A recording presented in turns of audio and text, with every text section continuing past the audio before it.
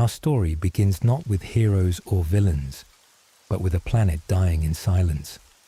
In a world where energy itself has become a commodity to be harvested and sold, where corporations have grown more powerful than nations, and where the very lifeblood of the world is being drained to fuel the endless appetite of progress, something ancient and terrible stirs in the darkness. This is the world of Final Fantasy VII, a place where the boundary between life and death blurs into something called the life stream, where memory and identity can fracture and reform, and where a flower girl selling blossoms in the slums might hold the fate of everything in her gentle hands. The city of Midgar rises from the wasteland like a monument to human ambition and human arrogance in equal measure. It is a city built in layers, divided not by neighborhoods or districts, but by elevation itself, creating a stark geography of inequality that defines every aspect of life within its borders. The upper plate, suspended hundreds of feet above the ground on massive support pillars, is home to the wealthy and powerful, bathed in perpetual sunlight and constructed from gleaming steel and glass that reflects the sky. Here, the executives of the Shinra Electric Power Company live in luxury, conducting their business from towering offices that seem to scrape the heavens themselves, making decisions that affect millions without ever having to see the consequences of those choices. Below the plate lies a different world entirely. The slums exist in perpetual twilight, never feeling true sunlight on their faces, living beneath the enormous metal ceiling that blocks out the sky. Down here, in the rust and shadows, life is cheap and hope even cheaper. Makeshift buildings constructed from salvaged materials lean against each other for support, creating a warren of narrow streets and cramped living spaces where people make do with whatever they can scavenge or steal. The air tastes of metal and chemical runoff, thick with pollution that never quite dissipates in the absence of wind and weather. Water drips constantly from the plate above, carrying with it the waste and refuse of the upper world, a constant reminder that those below exist only to support those above, their suffering invisible to the comfortable citizens enjoying the sunlight. Yet even in this place of poverty and desperation, life persists. Communities form in the darkness, bonds of friendship and family that shine all the brighter for the shadows that surround them. In Sector 7, one of 8 sections that make up Midgar's underworld, there exists a bar called 7th Heaven, owned and operated by a young woman named Tifa Lockhart. She is striking in appearance, with dark hair and red eyes that seem to hold both warmth and sadness in equal measure, her physical strength evident in the way she moves, the product of years of martial arts training that began in childhood. The bar serves as a gathering place for the neighborhood, a rare spot of comfort and community in the harsh environment of the slums, where people can share drinks and stories and pretend, for a few hours, that the weight of the world above their heads does not press quite so heavily. But 7th Heaven is more than just a bar. In its basement, hidden from casual observation, lies the headquarters of a resistance group called Avalanche. They are labeled terrorists by Shinra and the media the corporation controls, branded as dangerous radicals who threaten the stability and prosperity of society. To themselves and their supporters, they are freedom fighters, environmental activists willing to risk everything to stop Shinra from literally draining the planet to death. The organization is led by a man named Barrett Wallace, a towering figure whose right arm has been replaced with a gun prosthetic, the result of an accident that destroyed his hometown and took his arm in the process. He speaks with the passion of someone who has lost everything and now fights with nothing left to lose, his voice echoing with anger at the injustice of a world where profit matters more than survival. Barrett's fury is personal as well as political. He comes from Corel, a mining town that once cooperated with Shinra, allowed them to build a Mako reactor near their community with promises of prosperity and progress. Instead, the reactor brought only destruction. When accidents occurred, and accidents always occur, when dealing with the immense energies Shinra manipulates, the corporation burned the entire town to the ground rather than accept responsibility, eliminating any witnesses who might testify against them. Barrett's hometown vanished in an inferno of corporate liability management, his neighbors and friends murdered to protect Shinra's public image.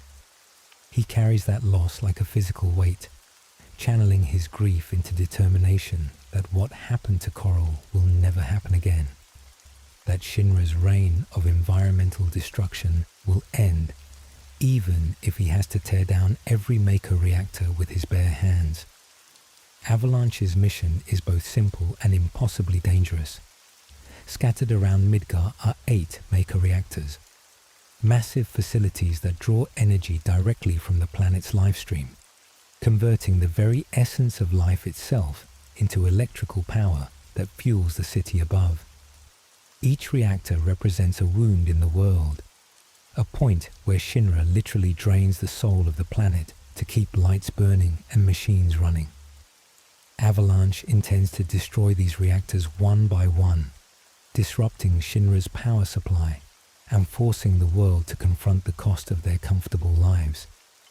It is a desperate plan born of desperation, and they know their chances of success are minimal.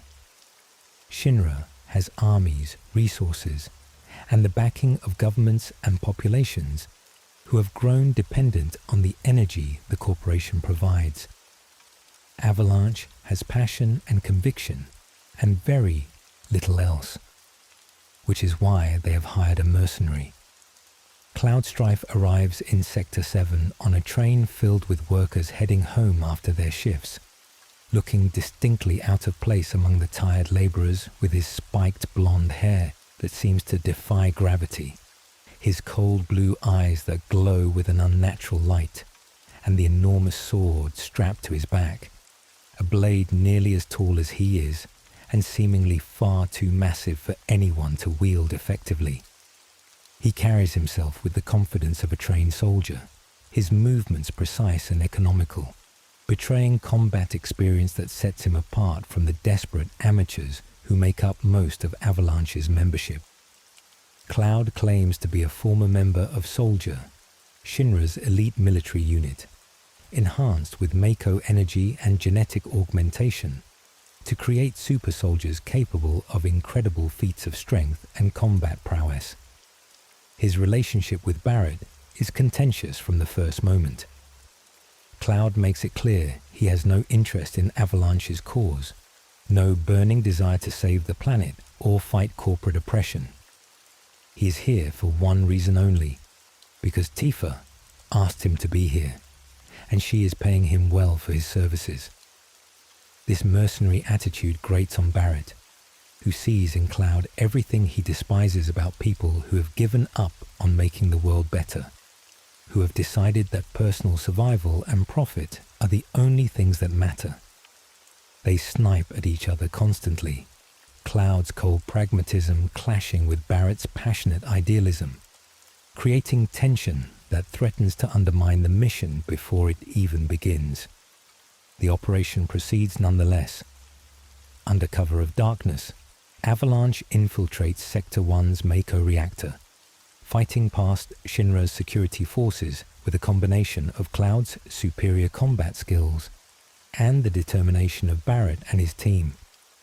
The reactor's interior is a cathedral of pipes and machinery, all of it humming with barely contained power. The air itself seeming to vibrate with the energy being processed and distributed. Blue-green Mako energy flows through transparent tubes, beautiful and terrible. The visible manifestation of the planet's essence being converted into fuel. The facility feels almost alive, like they have entered the belly of some immense mechanical beast. And the deeper they penetrate toward the core, the more oppressive the atmosphere becomes. Cloud places the bomb, his hands steady despite the danger, the training of his claimed soldier background evident in his calm efficiency. The explosive is set on a timer, giving them precious minutes to escape before the reactor tears itself apart. But as Cloud arms the device, something strange happens. He hears a voice, feminine and urgent, warning him to be careful, to get out before it is too late.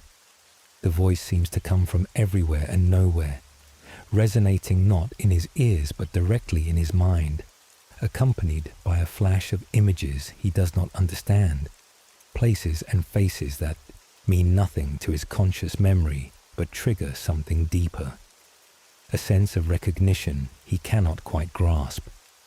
The moment passes quickly, leaving him disoriented and uncertain. But there is no time to puzzle over mysteries with a timer counting down and guards closing in on their position. The escape is chaotic. Alarms blare through the facility as Shinra's security realizes the infiltration. Automated defenses activating alongside human guards, scrambling to intercept the intruders. Avalanche fights their way back through corridors they cleared only minutes before, now flooded with opposition, the sounds of gunfire and combat echoing off metal walls. They burst out of the reactor just as the timer reaches zero, the explosion blooming behind them in a flower of fire and destruction, the entire structure shuddering and then collapsing as the bomb tears through its support systems. The mission is a success. The reactor destroyed. An avalanche has struck their first blow against Shinra's infrastructure. But as Cloud separates from the group in the chaos of the escape, making his way through unfamiliar streets of the Sector 8 slums, he encounters something unexpected. A young woman in a pink dress is selling flowers on a street corner, an impossibility in itself, because nothing grows in the sunless world beneath the plate. She has long brown hair woven with a pink ribbon, green eyes that seem to look through him rather than at him, and a presence that feels somehow out of place in the grime and despair of the slums, like she carries her own light that the darkness cannot quite touch. Their eyes meet across the street, and for a moment everything else falls away, the sounds of pursuit and panic fading into background noise. She approaches him directly, offering a flower with a smile that seems genuine despite everything surrounding them. Cloud, unused to such straightforward kindness and still riding the adrenaline of combat and escape, finds himself buying the flower without quite understanding why, exchanging gil for a yellow bloom that represents something precious in this place where beauty is rare. The transaction lasts only moments before the sounds of Shinra soldiers grow louder, forcing Cloud to move, to disappear into the maze of the slums before he can be caught and connected to the reactor bombing. But the image of the flower girl lingers in his mind, another mystery added to the collection of things he does not fully understand about this strange night. The flower girl's name is Aerith Gainsborough, though Cloud does not learn this yet. She lives in the Sector 5 slums with her adoptive mother Elmira, tending a small garden in an abandoned church where a hole in the plate above allows sunlight to reach the ground, creating the only place in all of Midgar where flowers can grow naturally. Aerith has spent her entire life under the surveillance of Shinra, though she has only recently become aware of the full extent of their interest in her. She is special in ways she does not fully comprehend, the last living member of an ancient race called the Cetra, people who could communicate directly with the planet itself, who understood the flow of life and energy in ways that modern humans have forgotten. Shinra knows what Aerith is, or at least they know enough to want her in their custody, to study and exploit whatever makes her different from ordinary humans. The company employs a special operations group called the Turks to monitor her movements and periodically attempt to bring her in for testing, efforts that Aerith has so far managed to evade through a combination of luck, cleverness, and the protection of friends in the slums, who help hide her when Shinra's agents come looking. But the game of cat and mouse has been going on for years, and both sides know it cannot continue forever. Eventually, Shinra's resources will overwhelm Aerith's ability to stay hidden, and when that happens, she will disappear into the corporation's research facilities, becoming one more test subject in their endless quest for power and profit. Back at Seventh Heaven, Avalanche celebrates their successful strike, though the celebration is muted by the knowledge of how much work remains. 1 reactor destroyed out of 8, and already the news broadcasts are spinning the event, calling it an unprovoked terrorist attack that killed innocent workers and threatens the stability of power supply to millions of residents. Shinra's propaganda machine moves quickly, shaping the narrative before any competing version of events can take hold, ensuring that public opinion turns against Avalanche rather than questioning why anyone would be desperate enough to resort to bombing reactors in the first place. Barrett rages at the screen, but he knows they are fighting a war on multiple fronts, and the battle for hearts and minds may be even more difficult than the physical conflict. Cloud tries to leave after collecting his payment, his mercenary ethics requiring nothing more once the job is complete. But Tifa stops him, not with force, but with personal appeal, reminding him of promises made years ago, leveraging their shared history and his apparent inability to refuse her requests. She convinces him to stay for one more job, another reactor bombing scheduled for the next day, appealing to whatever loyalty or connection exists beneath his cold exterior. Cloud agrees, though whether from genuine care for Tifa, financial pragmatism, or simply the path of least resistance remains unclear even to himself. He has built walls around whatever he truly feels, constructed a persona of detachment and professional distance that makes it easier to navigate a world that has disappointed him too many times. That night, Cloud dreams. The dreams are fragmented and disturbing, images that do not connect into coherent narrative, but leave him feeling displaced and anxious. He sees fire consuming a town, screams echoing through smoke-filled streets. He sees a man with long silver hair and cold eyes, someone who should be familiar, but whose face triggers a cascade of conflicting emotions, respect and hatred intertwined, until he cannot separate one from the other. He sees himself as a child, alone on a mountain at night, and then the images scatter and reform into something else entirely, memories or hallucinations, or something in between, his mind clearly struggling with information it cannot properly process. He wakes in the small room Tifa has provided, disoriented and uncertain, the dreams fading but leaving behind a residue of unease that colors everything that follows. The second mission proceeds similarly to the first. Avalanche infiltrates the Sector 5 reactor, fights through security, plants the bomb, and prepares to escape. But this time, Shinra is ready. President Shinra himself has been monitoring the situation, and he has no intention of allowing terrorists to continue destroying his infrastructure without consequence. The corporation springs a trap, sealing exits and flooding the reactor with elite troops and mechanized security, turning the facility into a kill zone designed to eliminate Avalanche once and for all.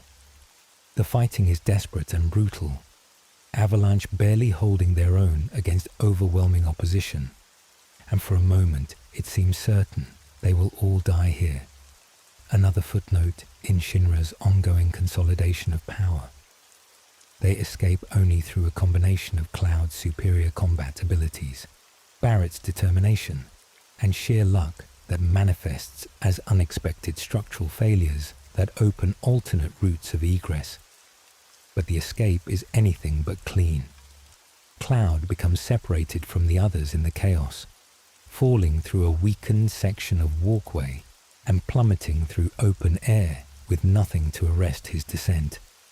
He should die from the fall, his body smashed against the hard ground of the slums, but instead he crashes through the roof of an abandoned church, his momentum broken by the wooden ceiling before he continues downward to land in a bed of flowers that cushion the final impact, leaving him battered and disoriented but alive. He wakes to find Aerith standing over him, the same flower girl from the night before, concern evident in her expression as she checks to make sure he is not seriously injured. Cloud is alive through sheer improbability, having survived a fall that should have killed him, landing in the one place in all of Sector 5 where the ground is soft enough to save him from the consequences of his plummet. Aerith explains that this church is her special place, where she tends the flowers that grow nowhere else in Midgar, where she comes to feel connected to something larger than the misery and poverty surrounding them. The flowers are important to her in ways that Cloud does not yet understand, symbols of life persisting against all attempts to crush it, reminders that beauty can exist even in places designed to eliminate it. Their conversation is interrupted by the arrival of the Turks, Shinra operatives who have been tracking Aerith and now see an opportunity to capture her while she is occupied with the stranger who crashed through her church roof. Reno, the leader of this particular Turk unit, is casual and almost playful in his approach, treating the abduction like a game rather than a serious operation, his attitude masking the lethal efficiency that has made him one of Shinra's most effective agents. He makes it clear that Aerith is coming with them, that resistance is futile and will only make the situation more complicated for everyone involved.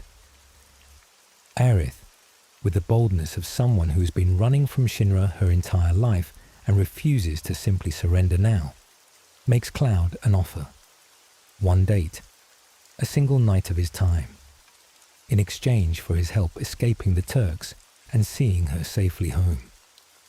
She frames it playfully, but there is genuine desperation underneath the light tone, a recognition that she cannot evade Shinra alone this time, that she needs help from someone skilled enough to fight their way out of this situation. Cloud hesitates, his instinct to avoid complications warring with something else, a pull he does not fully understand, that makes it difficult to simply walk away and leave Aerith to her fate. He accepts, and what follows is a running battle through the church, across the rooftops of Sector 5, through construction sites and back alleys as Cloud and Aerith stay just ahead of Reno and his forces.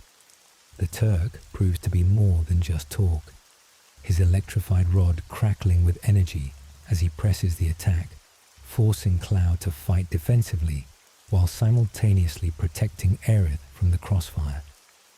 They escape only by improvising, using the environment against their pursuers, causing structural collapses and exploiting the chaotic geography of the slums to create barriers and delays that allow them to reach safety, emerging finally at Aerith's house in a different section of Sector 5, exhausted but alive. Elmira, Aerith's adoptive mother, welcomes them warily, her experience with Shinra making her suspicious of anyone who arrives with her daughter, especially someone who carries a sword and has the glowing eyes of Mako exposure. But Aerith vouches for Cloud, insists that he saved her from the Turks, and Elmira relents, offering them food and a place to rest, while Shinra hopefully loses their trail in the warren of the slums. Over dinner, Elmira tells Cloud about Aerith's history, about finding her and her birth mother years ago, about the Turks' constant surveillance and periodic attempts at abduction, about living under the shadow of corporate interest that treats people as resources rather than individuals deserving of autonomy and respect. Cloud learns that Aerith's birth mother, Ifalna, was also a Cetra, and that she died while escaping from Shinra with young Aerith, sacrificing herself to ensure her daughter made it to safety. The story explains much about Aerith's situation, about why Shinra pursues her so relentlessly, about the value they place on someone who carries the genetic legacy of the ancients. Elmira makes Cloud promise, or tries to make him promise, to leave Aerith alone, to slip away during the night and let her daughter return to her normal life of hiding and evasion, rather than dragging her into whatever conflict surrounds a man who fights Shinra directly and carries destruction in his wake. But Cloud cannot make that promise. Or rather, events overtake his ability to choose. In the middle of the night, he wakes to find Aerith already awake and preparing to leave, having heard news from contacts in the slums that Tifa has been taken by Don Corneo, a crime boss who rules Sector 6 through a combination of violence, bribery, and the fear that comes from being unpredictable and cruel. Tifa apparently sought information from Corneo about Shinra's plans, attempting to learn whether the corporation knows Avalanche's identities and location, and walked into a trap that delivered her directly into the hands of someone who treats women as property and punishment as entertainment. Aerith intends to rescue her friend, or Cloud's friend. The details of their relationships unclear, but the urgency absolute. Cloud cannot let Aerith walk into danger alone. Not after everything that has happened. Not after she hired him as her bodyguard, even if she framed it as a date.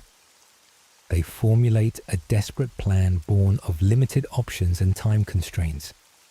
Don Corneo selects women from the local population to serve as his brides, a euphemism for prisoners kept for his pleasure and discarded when he grows bored, and he is currently selecting his next bride from a group of candidates. Aerith will volunteer, attempt to be chosen so she can infiltrate Corneo's mansion and locate Tifa before anything irreversible happens. The plan has obvious problems, not least of which is that it relies entirely on Corneo actually selecting Aerith from however many candidates present themselves. But when Cloud points this out, Aerith reveals her solution, a modification to the plan so absurd that it might actually work precisely because no one would expect it. Cloud will also volunteer, disguised as a woman, increasing the chances that one of them will be selected, and ensuring that whichever one gains access to the mansion will have backup. Cloud's protests are immediate and vehement, but Aerith is insistent, and eventually he recognizes that however ridiculous the plan might be, it offers their best chance of reaching Tifa before Corneo or his men harm her. What follows is a sequence that would be comedic if the underlying situation were not so desperate. With Aerith's help and coaching, Cloud is transformed into an approximation of a woman, complete with dress, makeup, and a wig that does remarkably little to disguise his clearly masculine features. The result is absurd, and Cloud spends the entire experience in obvious discomfort, his dignity sacrificed on the altar of necessity. But absurdly, impossibly, the plan works.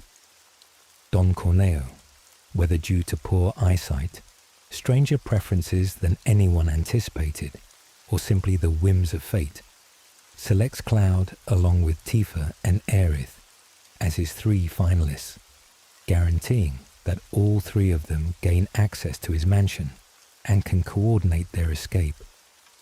Inside Corneo's gaudy palace of crime, they discover more than just Tifa being held prisoner. They overhear conversations between Corneo and Shinra representatives, learn of a plan so audacious and terrible that it defies belief even knowing Shinra's history of atrocities. The corporation intends to drop the Sector 7 plate, the massive metal structure that separates the slums from the upper city, crushing everything and everyone below in order to eliminate Avalanche and demonstrate the consequences of opposing Shinra's authority. Thousands of innocent people will die, an entire section of Midgar erased, families and communities obliterated, all to send a message that resistance will not be tolerated under any circumstances. The three of them fight their way out of Corneo's mansion, no longer caring about subtlety or stealth in their desperation to reach Sector 7 before Shinra can execute their murderous plan. They race through the slums as fast as their bodies will carry them, using every shortcut and back route they know. But Midgar is vast, and the sectors are separated by significant distances. By the time they arrive at Sector 7, Shinra's forces are already in position, securing the pillar that supports the plate, preparing the explosives that will sever the connections and send tons of metal crashing down onto the helpless population below. Barrett and the rest of Avalanche are already there, fighting desperately to stop the demolition, but they are vastly outnumbered and outgunned. Shinra has deployed not just regular security forces, but elite troops under the command of the Turks, professionals who execute their orders without hesitation or mercy. The battle at the pillar is chaos, gunfire and explosions echoing through the support structure as both sides fight for control of the charges that will determine the fate of thousands of lives. Cloud, Tifa, and Aerith join the fight immediately, adding their strength to Avalanche's desperate defense. But even their intervention is not enough to turn the tide. They fight their way up the pillar, ascending through the scaffolding and platforms that provide access to the plate's underside, battling Shinra forces every step of the way. At the top, they confront Reno again, the Turk positioned to ensure the demolition proceeds regardless of Avalanche's interference. The fight with Reno is brutal, his combat skills and Mako enhancements making him a formidable opponent even against Cloud's superior abilities. But eventually they overcome him, leaving the Turk injured and out of the fight, and for a moment it seems like they might actually prevent the catastrophe. Then the bombs detonate anyway. Not all of them. The battle has disrupted Shinra's careful planning, but enough. Enough to weaken the pillar's structural integrity beyond the point of recovery. The massive support column shudders and begins to fail, metal groaning and tearing as stress fractures race through the structure. They have seconds, maybe less, to escape before the entire assembly collapses and takes them with it. Barrett stays to try one final attempt at disabling the remaining charges, but it is too late. There is nothing more that can be done. The pillar falls. The plate above, deprived of support, tilts and then drops, accelerating toward the ground with inexorable force. The sound is beyond description. A roar of rending metal and pulverized concrete that drowns out everything else, creating a wind that throws debris and bodies through the air like leaves in a hurricane. Cloud and the others ride the chaos down, clinging to pieces of wreckage as they plummet, somehow surviving the fall through a combination of luck and the Mako enhancements that make their bodies far more resilient than normal humans. When the dust settles, Sector 7 is gone. Where there was once a vibrant community of thousands of people living in poverty but living nonetheless, there is now only rubble and ruins, crushed beneath megatons of metal that obliterated everything in an instant. The few survivors, those who were elsewhere when the plate dropped, wander through the wreckage in shock, searching for loved ones they know they will never find. calling out names that receive no answer. The death toll is staggering, an atrocity on a scale that defies comprehension, and Shinra's propaganda machine is already spinning the story, blaming Avalanche for the disaster, claiming the terrorists miscalculated their own bombing and caused the very catastrophe they supposedly sought to prevent. Barrett is devastated, his friends and comrades dead, his headquarters destroyed, his adopted daughter Marlene missing in the chaos. They eventually learn that Marlene is safe, spirited away to Aerith's house before the collapse by a Good Samaritan, but the knowledge does little to ease the guilt and horror of survival when so many others did not. Avalanche as an organization is effectively destroyed, its members scattered or dead, its mission seemingly ended in the most brutal way possible. But surrender is not an option, not after what Shinra has done, not while the corporation continues to drain the planet and murder anyone who opposes them. Aerith is gone. In the confusion of the collapse and its aftermath, Shinra's forces captured her, finally succeeding in their long campaign to bring her into custody. The corporation wasted no time, moving her immediately to their headquarters in the upper plate, locking her away in their research laboratories, where scientists can study the last living Ketra without interference or the possibility of escape. For Cloud and the others, Aerith's capture transforms their mission from one of environmental activism to something more personal. They will infiltrate Shinra headquarters itself, the most secure facility in Midgar, and rescue Aerith from whatever experiments and exploitation await her in the corporation's research division. The plan is suicidal. Shinra's headquarters is a 70-story tower of glass and steel in the heart of the upper plate, guarded by thousands of security personnel and every technological defense system the richest corporation on the planet can devise. Breaking in would be difficult enough. Breaking in and then escaping with a prisoner would require miracles upon miracles. But they have no choice, or rather, they have made their choice, decided that leaving Aerith to suffer at Shinra's hands is not acceptable, regardless of the risks involved in mounting a rescue. They infiltrate the building by the most audacious route imaginable, ascending the exterior of the tower in broad daylight, climbing stairs and service platforms while avoiding security cameras and guard patrols. The ascent takes hours, each floor presenting new obstacles and dangers, the tension mounting as they climb higher and exposure becomes more likely. But somehow they make it, reaching the upper floors where Shinra's executive offices and research laboratories are located, the inner sanctum where the corporation's darkest secrets are housed and its most questionable experiments conducted. The laboratories are a horror show of scientific ethics discarded in favor of results. They find test subjects in containment tanks, creatures that might once have been human or animal, but have been transformed into something else by exposure to Mako and genetic manipulation. They find evidence of experiments on the Cetra, documentation of Professor Hojo's attempts to breed Aerith with various candidates to produce offspring with ancient abilities, proposals that treat her as livestock rather than a person.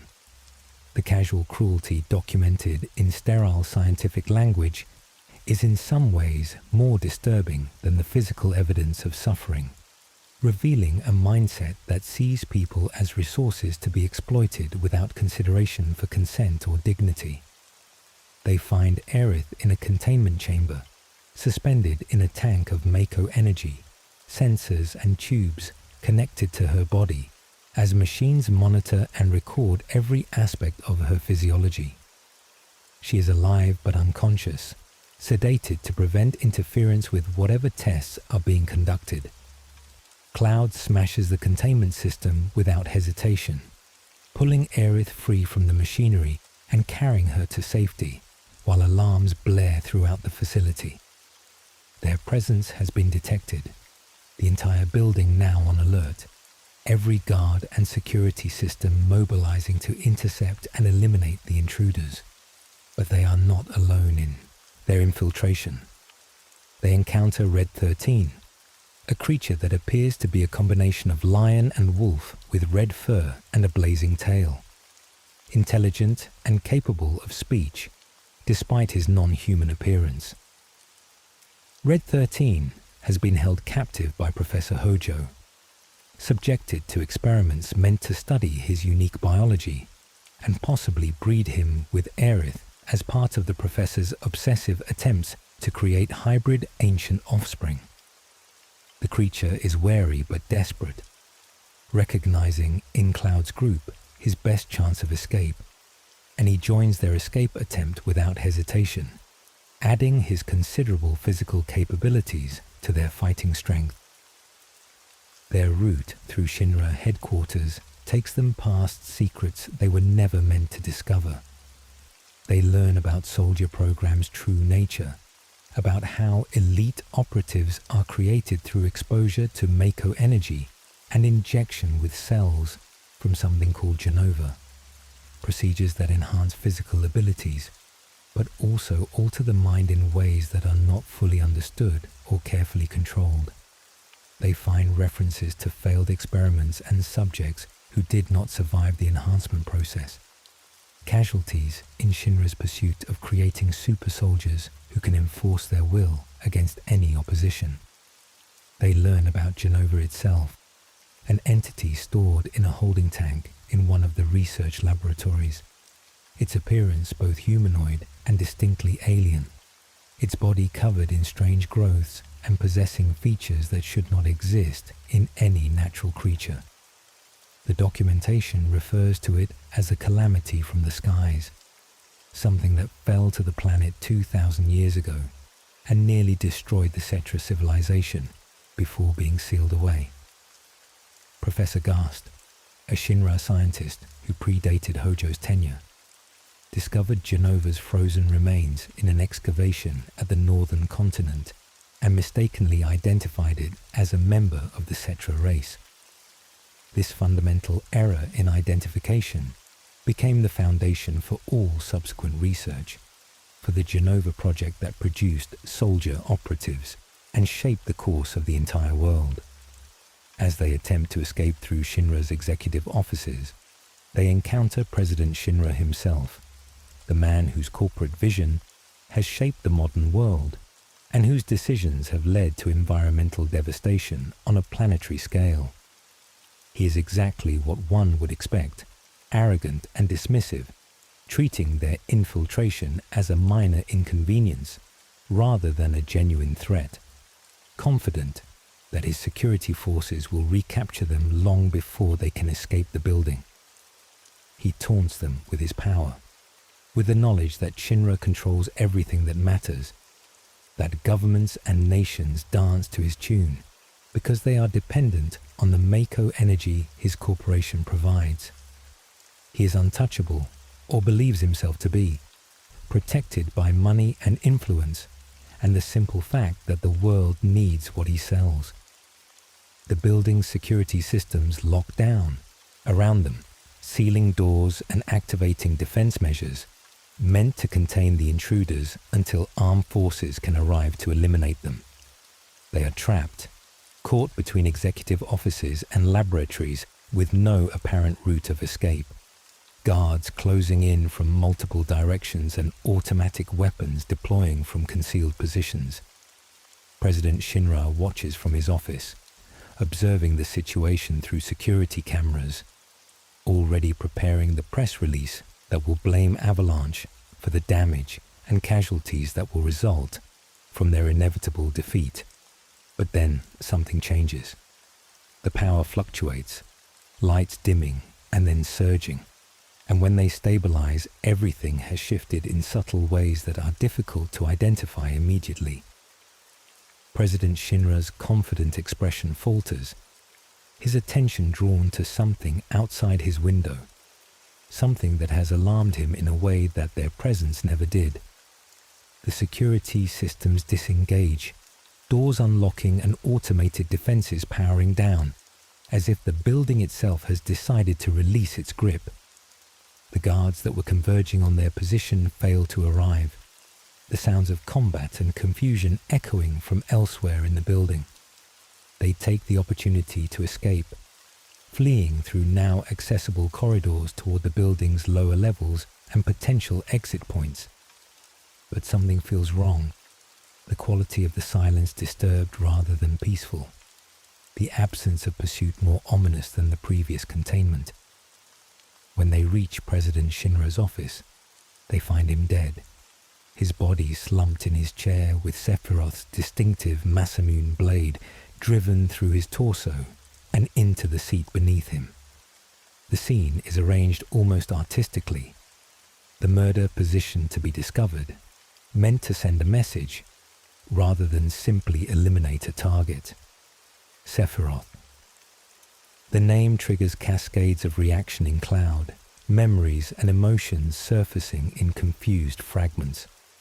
Sephiroth was Soldier's greatest operative, a legendary figure whose combat prowess became the stuff of myth, inspiring countless young men to join the program in hopes of achieving even a fraction of his abilities. Cloud himself claimed to have served with Sephiroth, referenced shared missions and battles, but the memories are unstable, refusing to cohere into consistent narrative when examined closely. And more importantly, Sephiroth is supposed to be dead, killed 5 years ago in an incident that remains classified and shrouded in official denials and conflicting reports. Yet here is evidence of his presence. His distinctive blade used in a murder that required infiltrating the most secure building in Midgar and bypassing security measures that should have made such an action impossible. The implications are staggering, suggesting that either Sephiroth never died, or that something wearing his face and wielding his weapon has emerged from whatever grave should have held him. Cloud stares at the scene, his mind refusing to process what his eyes are seeing, memories surfacing and submerging like debris in troubled water, never quite breaking through to consciousness, but disturbing everything beneath the surface. They find a trail leading from President Shinra's office, a literal trail of blood and something else, a dark substance that seems to writhe and move of its own accord when light hits it at certain angles. The path leads upward through the building rather than down, taking them toward the roof and whatever awaits there. They follow because there is no other choice, because understanding what happened here matters as much as escape, because Sephiroth's presence transforms everything they thought they knew about their situation. If he is alive, if he has returned from whatever death or disappearance claimed him 5 years ago, then the stakes of their struggle have escalated beyond anything they imagined.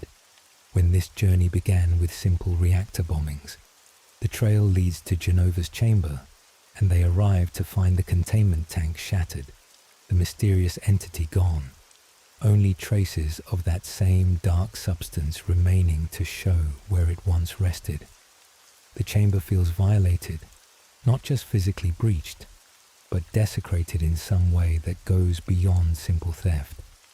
Whatever Genova was, whatever purpose it served in Shinra's experiments, it is now free and apparently reunited with Sephiroth. Two terrible forces combined in ways that no one can predict or prepare for. The implications multiply faster than they can process them. Questions without answers piling up until thinking about any of it becomes overwhelming. They escape Shinra headquarters through a combination of chaos and good fortune, the building in complete disarray following President Shinra's murder and Genova's disappearance, guards and security systems focused on internal threats rather than preventing their departure. They take a vehicle from Shinra's motor pool, a sleek motorcycle that Cloud handles with unexpected expertise, and race through Midgar's upper plate toward the city's outskirts and the wastelands beyond. Behind them, alarms continue to sound, And somewhere in the corporate hierarchy, decisions are being made about how to respond to this catastrophic breach of security. But for now, they are free, escaped from the city that has been their entire world. The group that emerges from Midgar is fundamentally different from the one that entered Shinra headquarters. They are fugitives now, wanted by the corporation, and hunted by forces that will not stop pursuing them until they are captured or killed. Avalanche as a resistance organization is effectively destroyed, its infrastructure obliterated along with Sector 7, its surviving members scattered or in hiding. But what they have gained is something perhaps more valuable than organizational structure: purpose beyond simple destruction. A mission that extends beyond bombing reactors and disrupting Shinra's operations. Sephiroth is alive and active, pursuing some agenda that involves Jenova, and likely threatens far more than just Shinra's corporate interests. President Shinra's murder will reshape the political landscape, his son Rufus inheriting control of the corporation and likely taking it in new and potentially more dangerous directions. And Cloud's fragmentary memories and unstable sense of identity suggest mysteries about his own past that need resolution before he can fully understand his role in the unfolding crisis. They must leave Midgar behind, venture into the wider world, and follow whatever trail Sephiroth has left in his wake, trusting that the path will lead them toward understanding and ultimately confrontation with whatever nightmare has been unleashed. The world beyond Midgar is vast and varied, continents separated by oceans and connected by a history that predates Shinra's dominance by millennia. They travel first to Kalm, a small town just outside Midgar's sphere of direct influence, a place that feels almost quaint after the oppressive industrial nightmare of the city. Here, in the relative safety of a town too small to warrant Shinra's constant attention, they take time to process what has happened, to share information and piece together the fragments of their individual knowledge into something approaching a coherent picture. Cloud tells his story, or tries to, recounting his history with Sephiroth and the incident that supposedly ended the legendary soldier's life 5 years ago. The memories come in fragments, disjointed pieces that do not quite fit together properly, but he pushes through the discomfort and confusion to explain what he remembers. He speaks of a mission to Nibelheim, Tifa's hometown in the mountains near Midgar, a routine inspection of the Mako reactor built near the village. Cloud claims he was there as a soldier first class, assigned to accompany Sephiroth and another operative named Zack Fair, tasked with investigating reports of malfunctions at the reactor. The mission started normally enough, or what passes for normal when dealing with Shinra's casual exploitation of the planet's resources. They arrived in Nibelheim, met with the locals including Tifa, who served as their guide through the mountain paths leading to the reactor, and began their inspection of the facility. But something went wrong inside the reactor, or rather, Sephiroth discovered something that shattered his understanding of his own nature and purpose. In the depths of the facility, in sealed chambers not meant for normal operations, they found evidence of experiments, containment tanks holding creatures that had been warped and twisted by exposure to Jenova cells, failed attempts at creating enhanced soldiers that resulted only in monsters and madness. Sephiroth saw his own reflection in those tanks, recognized his own nature in those experiments, and something broke inside him. He spent days locked in the mansion basement that served as Shinra's research facility in Nibelheim, reading through classified documents and scientific records, learning the truth about his creation. He was not born naturally but engineered, the product of Professor Gast and later Professor Hojo's experiments with Jenova cells. injected into his mother's womb while she was pregnant to create a being with ancient abilities. Everything he thought he knew about himself was a lie, his existence the result of corporate ambition and scientific curiosity, rather than anything approaching normal human birth. The knowledge destroyed him or transformed him, the distinction unclear. Sephiroth emerged from his research with his sanity fractured and his loyalties shifted, no longer serving Shinra or humanity, but pursuing some vision of his own that involved Genova and the Cetra and ancient grudges he suddenly believed himself heir to. He set fire to Nibelheim, burning the town and everyone in it, determined to eliminate any evidence of Shinra's experiments and punish the humans who had dared to use him as a tool. Cloud confronted him at the reactor, tried to stop the massacre, and in the ensuing battle Sephiroth fell into the Mako reactor's core, his body consumed by the energy and presumably destroyed. The story explains much about their current situation, about why Sephiroth has returned and what he might be planning. But it also raises questions, inconsistencies in the narrative that the others notice, even if Cloud himself does not.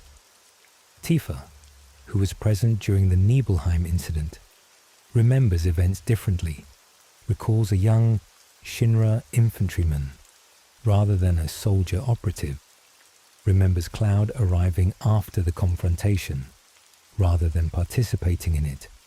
She says nothing immediately, unwilling to challenge Cloud's version of events publicly, but her troubled expression suggests doubts she cannot quite articulate, memories that do not align with what she is hearing.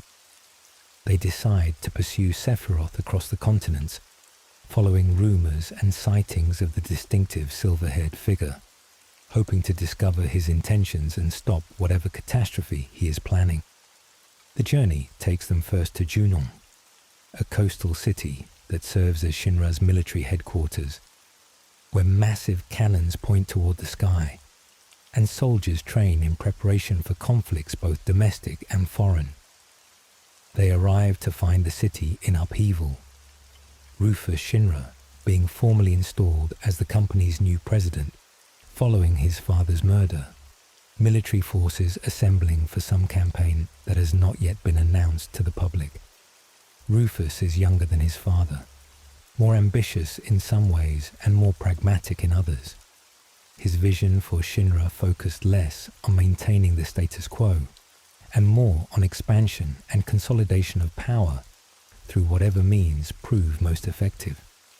He does not share his father's confidence that the corporation is untouchable, instead recognizing that Shinra's position requires constant reinforcement through displays of strength and swift elimination of threats. The era of ruling through economic dependence alone has ended with his father's death, replaced by a more militaristic approach that treats opposition as enemies to be destroyed rather than merely obstacles to be managed. The group infiltrates Junon disguised as members of Rufus's honor guard, blending in with the military pomp and ceremony surrounding the presidential inauguration. They plan to board the cargo ship that will transport Rufus and his entourage across the ocean to the western continent, using Shinra's own resources to facilitate their pursuit of Sephiroth, while staying one step ahead of the security forces hunting them. The plan works barely, their disguises holding up just long enough to get them aboard the ship before suspicions crystallize into action. The voyage across the ocean provides time for reflection and conversation, for the party members to share their individual stories and begin forming connections beyond simple alliance. Barrett speaks of Coral and his daughter Marlene, of the guilt he carries for survivors while his friends burned, of his determination to make Shinra pay for what they have taken from him and countless others. Red 13, who reveals his true name is Nanaki, shares his own history, speaking of Cosmo Canyon, where he was raised, and his uncertainty about his own nature and purpose, after years of captivity and experimentation. Aerith talks about the Cetra and what little she knows of her heritage, of growing up knowing she was different without understanding exactly what that difference meant or why it mattered to people like Shinra who wanted to exploit it. Tifa is quieter, her thoughts clearly occupied by the discrepancies between her memories and Cloud's narrative, by the mystery of what really happened in Nibelheim 5 years ago, and how Cloud fits into events that she remembers differently. She watches him when she thinks he is not looking, trying to reconcile the person in front of her with her recollections of a childhood friend who left their hometown to join Soldier and supposedly never made it past basic infantry training. Something is wrong, but she cannot identify exactly what or how to address it without potentially shattering Cloud's already fragile sense of self. They encounter the Turks again aboard the ship, Shinra's elite operatives pursuing their own mission that intersects with the party's presence.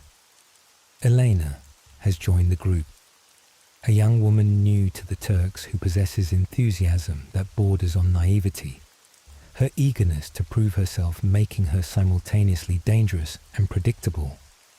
The confrontation is inevitable but brief, both sides recognizing that a serious battle aboard a ship at sea risks sinking the entire vessel and killing everyone aboard regardless of who wins.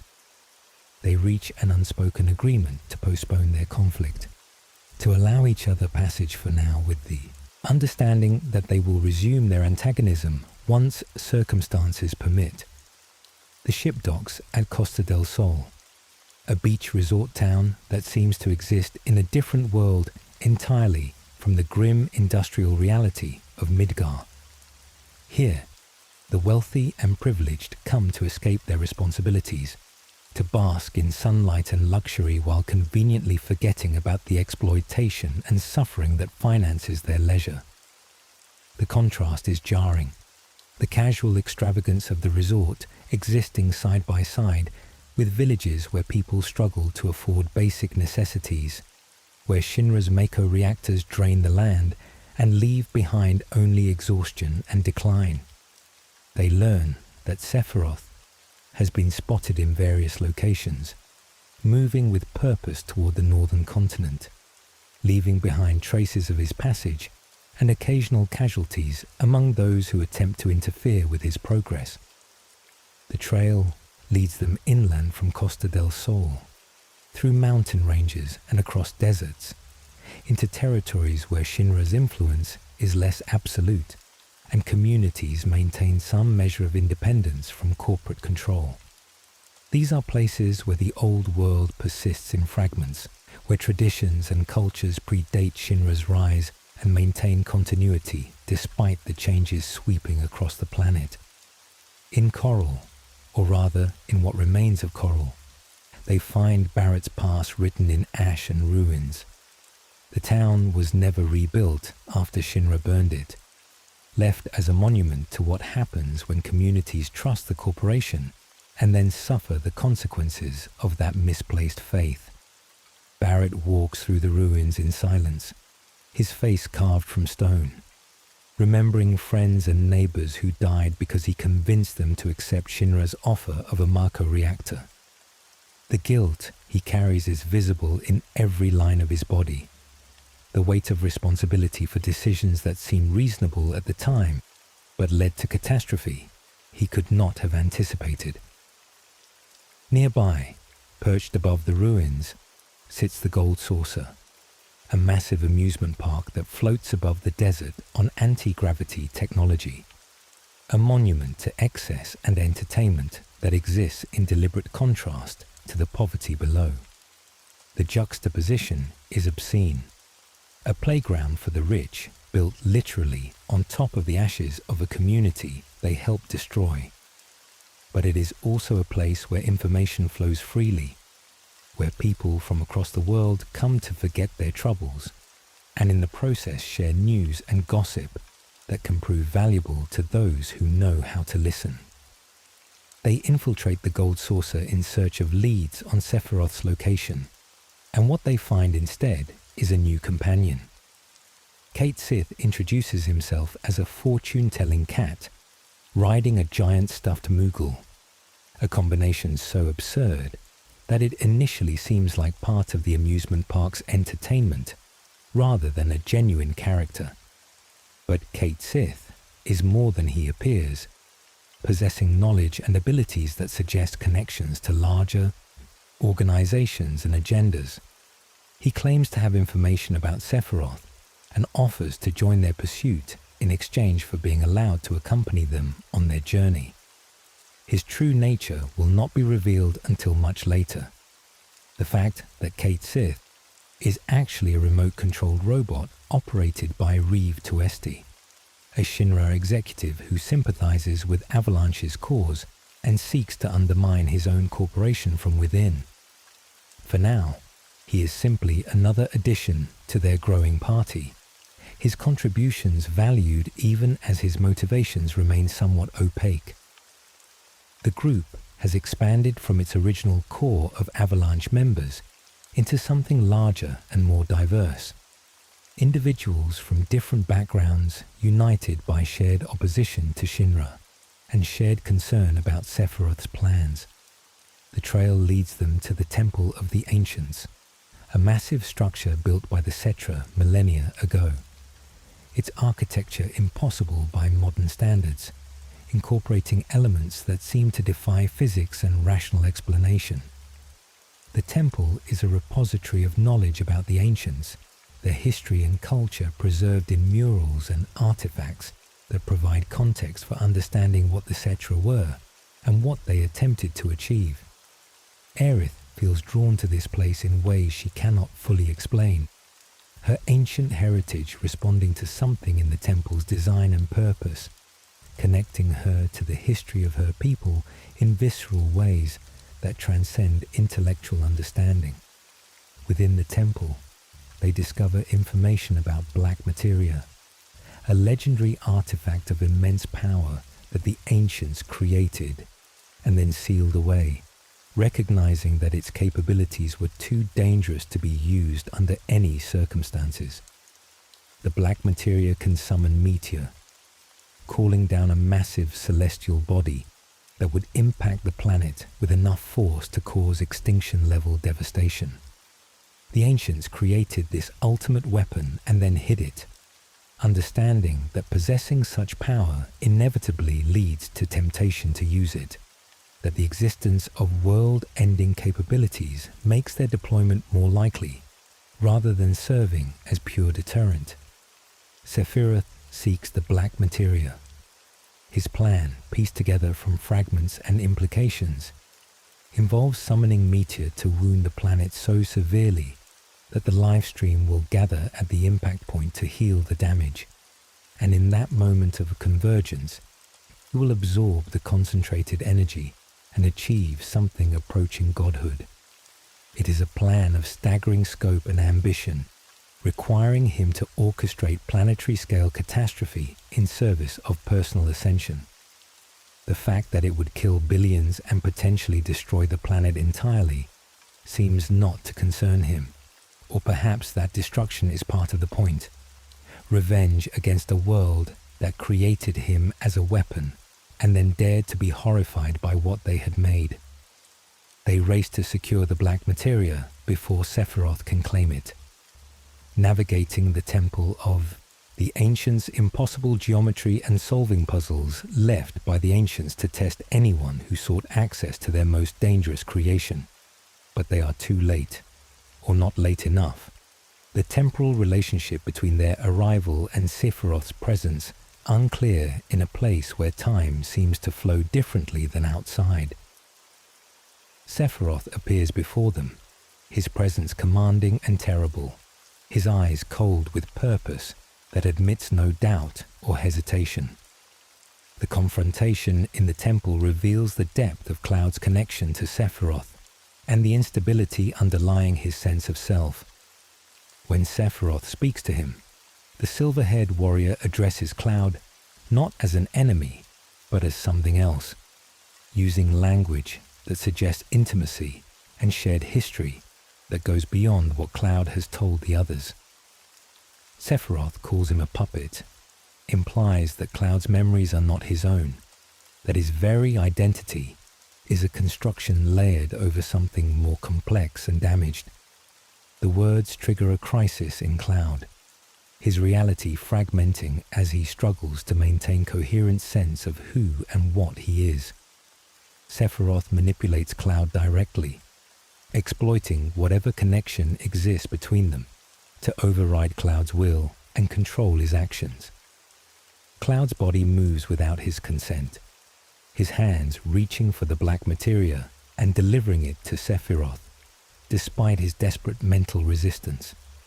He is a passenger in his own body, watching himself betray his companions and doom the world, powerless to stop actions that feel like someone else is moving his limbs like a marionette's strings.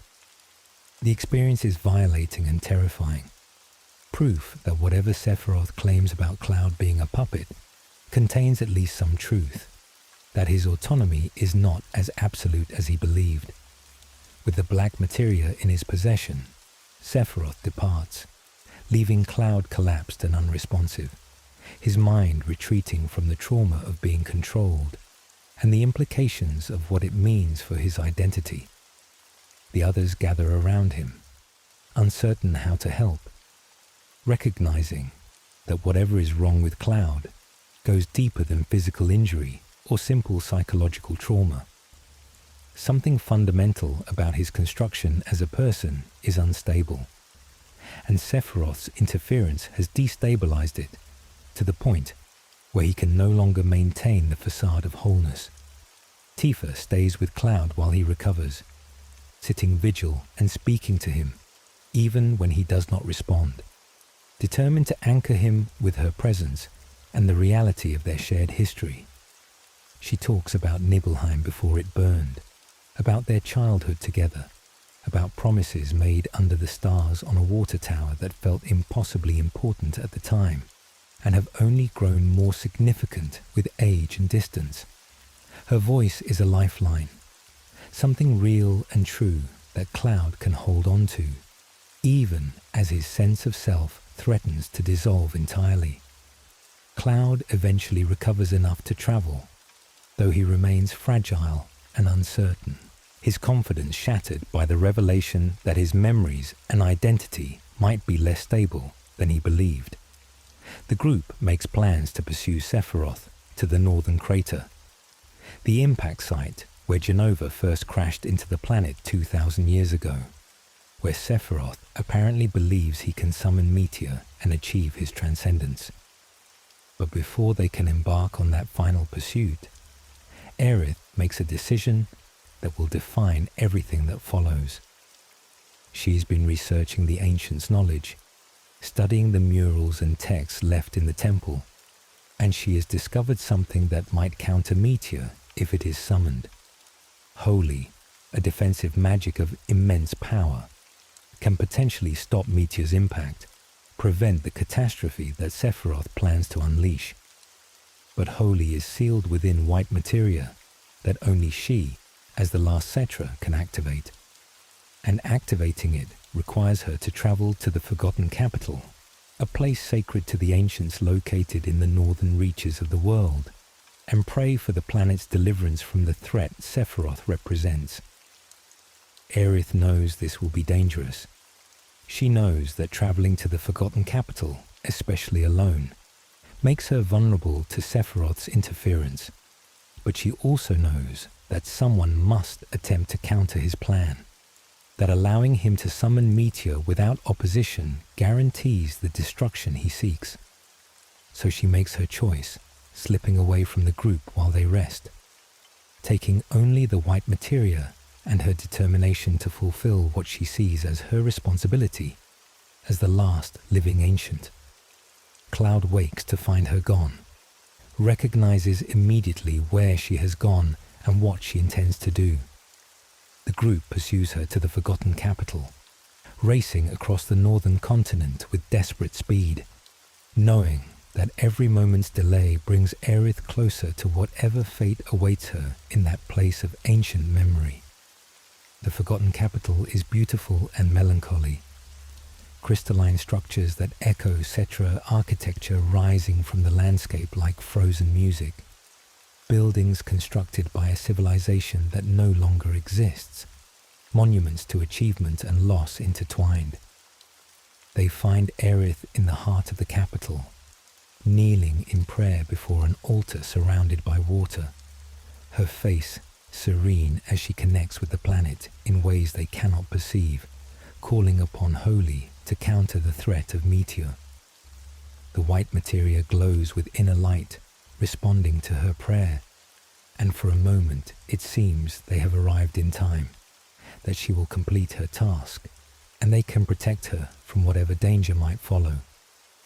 Then Sephiroth descends from above, dropping through the air like a falling angel, his Masamune blade extended before him. Time seems to slow, the moment stretching into terrible clarity as the sword pierces through Aerith's back and emerges from her chest. A clean thrust that kills instantly, denying her even the chance to cry out or understand what has happened. Blood stains the water around her, spreading in patterns that seem almost intentional in their symmetry. And then she collapses forward, her body sliding off the blade to fall into the pool below. Cloud screams, a sound of pure anguish and rage that echoes through the crystalline structures, and moves to attack Sephiroth with every intention of tearing him apart, regardless of the cost. But Sephiroth simply smiles, satisfied with what he has accomplished, and vanishes before Cloud can reach him, teleporting away to the northern crater and leaving them alone with Aerith's body and the knowledge that she is gone. The last Cetra murdered in the completion of her final prayer. The death is absolute and permanent. There is no miraculous resurrection, no last-minute intervention, no way to undo what Sephiroth has done. Aerith is simply gone. Her life ended in a moment of violence that feels simultaneously shocking and inevitable. The culmination of a trajectory that began when Shinra first learned about her existence and decided she was a resource to be exploited, rather than a person deserving of protection. Cloud carries her body to the water's edge, lays her down with a gentleness that contrasts sharply with the violence of her death, and they hold a small ceremony, acknowledging her passing and the hole her absence leaves in their group. The white materia sinks into the water, lost in the depths, and with it goes whatever chance Holy represented for stopping Meteor. Aerith succeeded in activating it, her prayer completed before Sephiroth struck, but whether Holy will respond without her continued presence to guide, it remains uncertain. They have lost not just a friend, but potentially their only counter to Sephiroth's plan, and the grief of her death is compounded by the fear that her sacrifice might ultimately prove meaningless if Holy fails to manifest or arrives too late to matter. The journey to the northern crater proceeds under a pall of mourning and determination. They will stop Sephiroth, will prevent Meteor's summoning if possible, or die trying, because failing to at least attempt opposition would dishonor Aerith's sacrifice and condemn the planet to destruction. The northern crater is a wound in the world, the impact site still visible after 2 millennia, a vast depression in the northern continent where Genova crashed and nearly destroyed the Cetra civilization. The area radiates wrongness, the life stream visible through cracks in the earth, reality itself thin and damaged in ways that have never properly healed. They descend into the crater, fighting through monsters and obstacles that seem almost incidental compared to their primary objective, their progress marked by increasing proximity to the concentrated life stream energy at the crater's center. The deeper they go, the more Cloud's mental state deteriorates, memories surfacing and contradicting each other. his sense of identity fragmenting under the pressure of proximity to Jenova and Sephiroth's influence. Tifa tries to support him, but she is struggling with her own questions about what really happened in Nibelheim and how Cloud's version of events differs so dramatically from her own recollections. At the crater's heart, they find Sephiroth, or something wearing Sephiroth's form, encased in Mako crystal and surrounded by manifested fragments of Jenova that serve as his avatars and defenders. The distinction between Sephiroth and Jenova has blurred. The two entities merged into something singular that possesses characteristics of both. Sephiroth's will guiding Jenova's power toward goals that serve his vision of ascension. He has been manipulating events from this location, sending out Jenova cells that allow him to appear in multiple places simultaneously, creating the trail of sightings that led the party across the world. Sephiroth addresses them from his crystal prison, speaks to Cloud specifically, and reveals truths that shatter what remains of Cloud's constructed identity. Cloud was never in Soldier. He never achieved the rank of first class, never served alongside Sephiroth as an elite operative. He was simply a Shinra infantry soldier, one of countless anonymous grunts who received basic training and was sent on the mission to Nibelheim as part of the security detail. He was there when Sephiroth went mad, witnessed the massacre of his hometown, but his role was peripheral rather than central. After Sephiroth fell into the reactor's Mako core, Cloud and Zack Fair, the actual soldier first class on that mission, were captured by Shinra and subjected to experiments by Professor Hojo. The scientist used them as test subjects for his Jenova project, injecting them with Jenova cells and exposing them to massive doses of Mako energy in attempts to create artificial Sephiroth clones. Most subjects died or went insane from the process, but Cloud and Zack survived, though heavily damaged by the experience. Zack eventually escaped with the catatonic Cloud, carrying his friend across the world toward Midgar and safety. But Shinra forces caught up with them just outside the city, and Zack died defending Cloud from the soldiers sent to eliminate witnesses to Hojo's experiments. Cloud, mentally shattered by the experimentation and Zack's death, constructed a new identity from fragments of memory and aspiration, combining Zack's stories of his time in Soldier with his own desire to have become someone important, creating a personality that could function when his actual self was too damaged to maintain consciousness. The revelation destroys what remains of Cloud's sense of self. Everything he believed about his identity was a lie or a construction, his memories borrowed or fabricated, his achievements actually belonging to someone else who died protecting him. He is not a hero or a former soldier or anyone significant, just a failed experiment who cannot distinguish between his own experiences and those he absorbed from someone else. The crisis is complete, his mind shutting down under the weight of contradictions it cannot reconcile, and he falls into a catatonic state, present physically but mentally absent, retreated into some interior space where reality cannot reach him. Sephiroth laughs at Cloud's collapse, satisfied to have broken his puppet one final time, and summons Meteor. The black materia activates, calling down from space an enormous celestial body that begins accelerating toward the planet, a countdown to apocalypse initiated and now effectively unstoppable.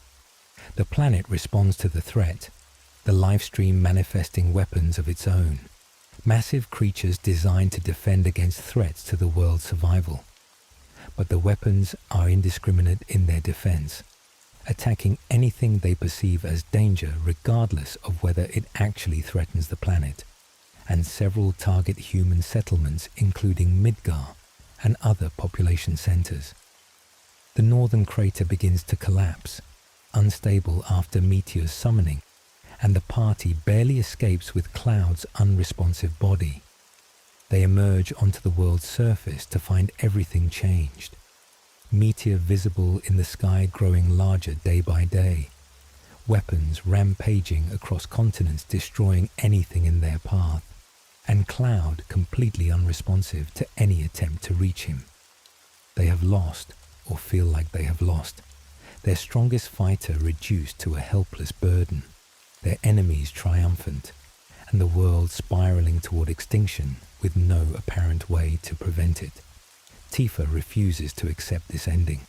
She believes that somewhere inside Cloud's fractured mind, her actual childhood friend still exists, that the real Cloud Strife is buried beneath the constructed identity and the trauma, but not completely destroyed.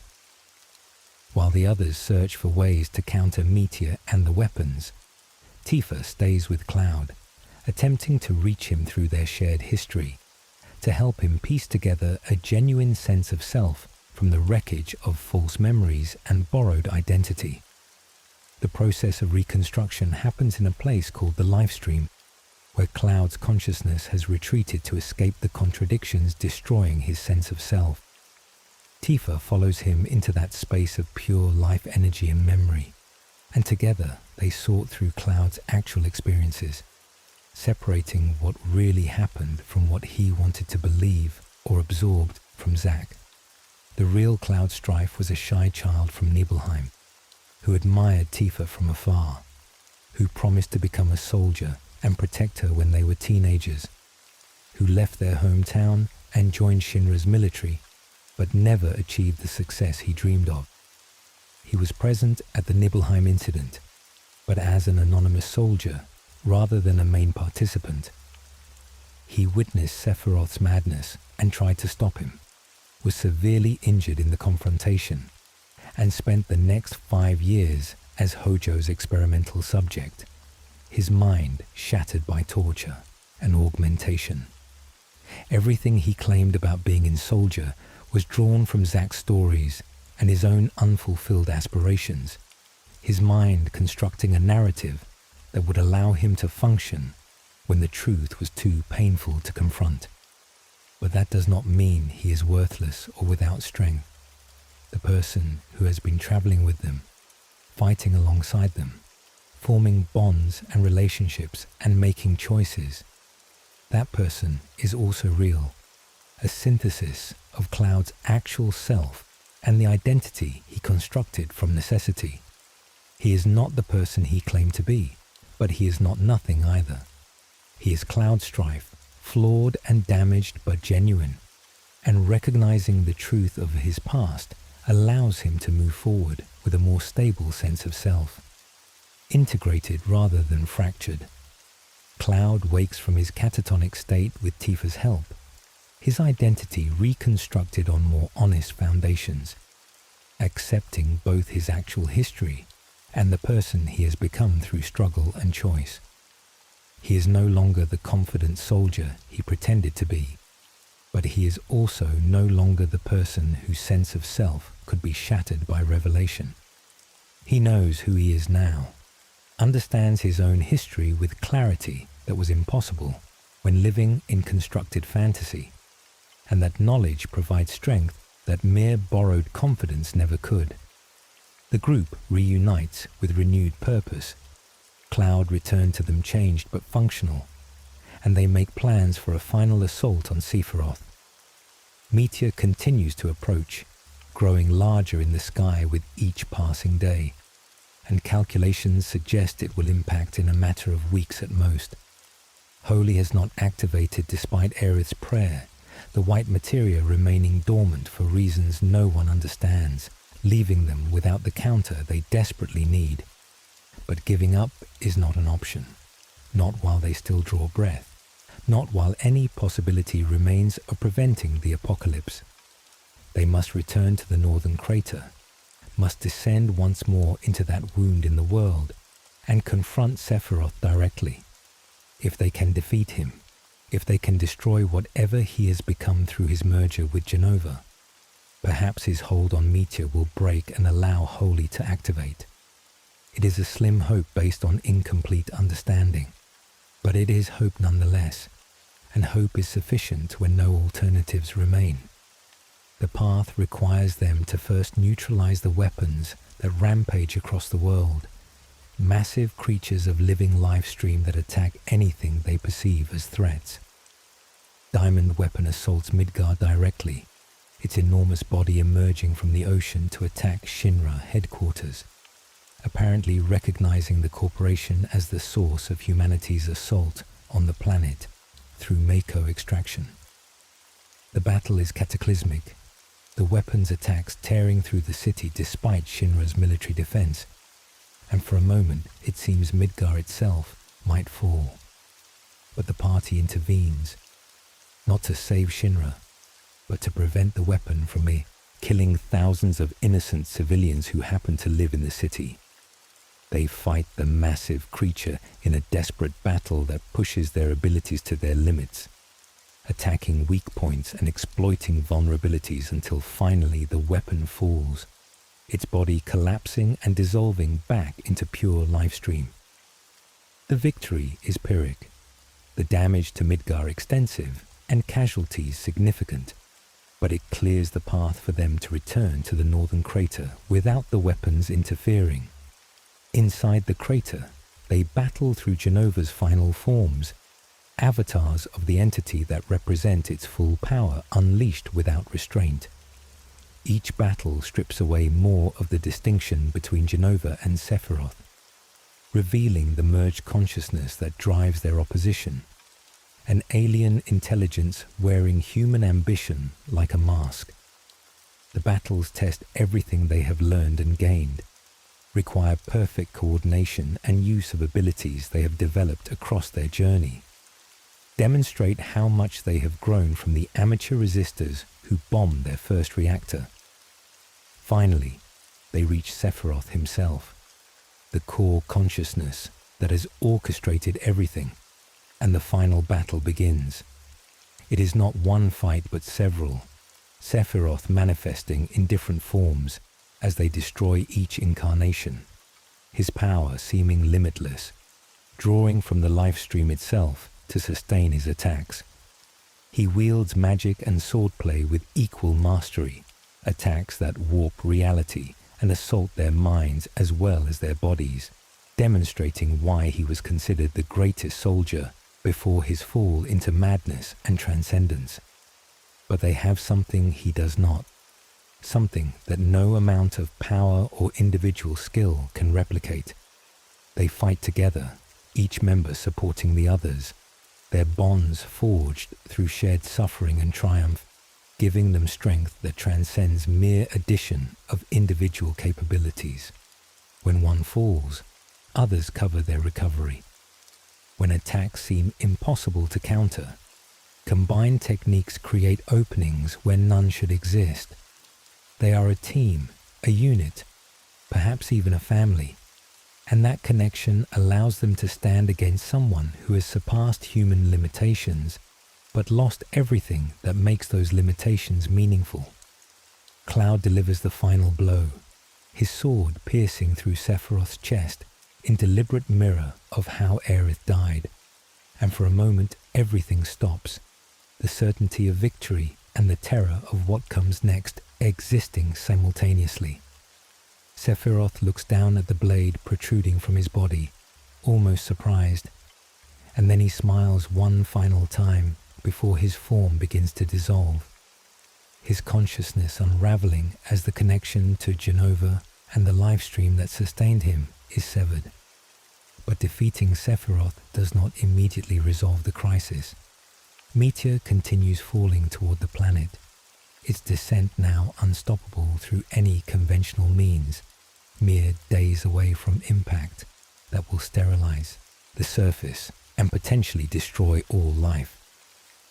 The party escapes the collapsing northern crater, fighting their way back to the surface through tremors and cave-ins, emerging into daylight to see Meteor dominating the sky, so large now that it blots out the sun in places.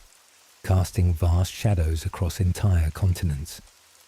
Then, finally, Holy awakens. The white materia responds to Aerith's prayer, now that Sephiroth's interference has ended, rising from the depths of the forgotten capital where it sank after her death.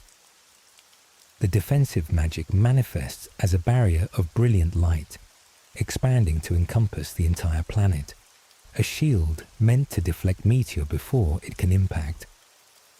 For a moment, hope surges through everyone watching, the belief that they have succeeded, that Aerith's sacrifice was not in vain, that Holy will save them.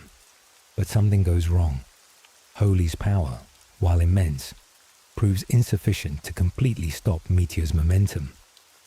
The celestial body breaks through the barrier partially, its trajectory altered, but not fully deflected, still descending toward the planet with enough force to cause catastrophic damage. The two opposing forces, Meteor's destructive potential and Holy's protective magic, clash in the upper atmosphere, creating energies that threaten to tear reality itself apart at the point of contact. The planet makes one final desperate gambit. The life stream itself erupts from beneath the surface, responding to the threat of total extinction by manifesting directly, no longer constrained by the physical boundaries that normally contain it. Great torrents of green energy burst through the earth in locations around the world, gathering toward the impact point, adding their power to Holy's defense. It is the planet's own life force, every soul that has ever lived and returned to the cycle, manifesting to protect the continuation of life itself. And among that life stream energy, guiding it, focusing it toward where it is needed most, is Aerith.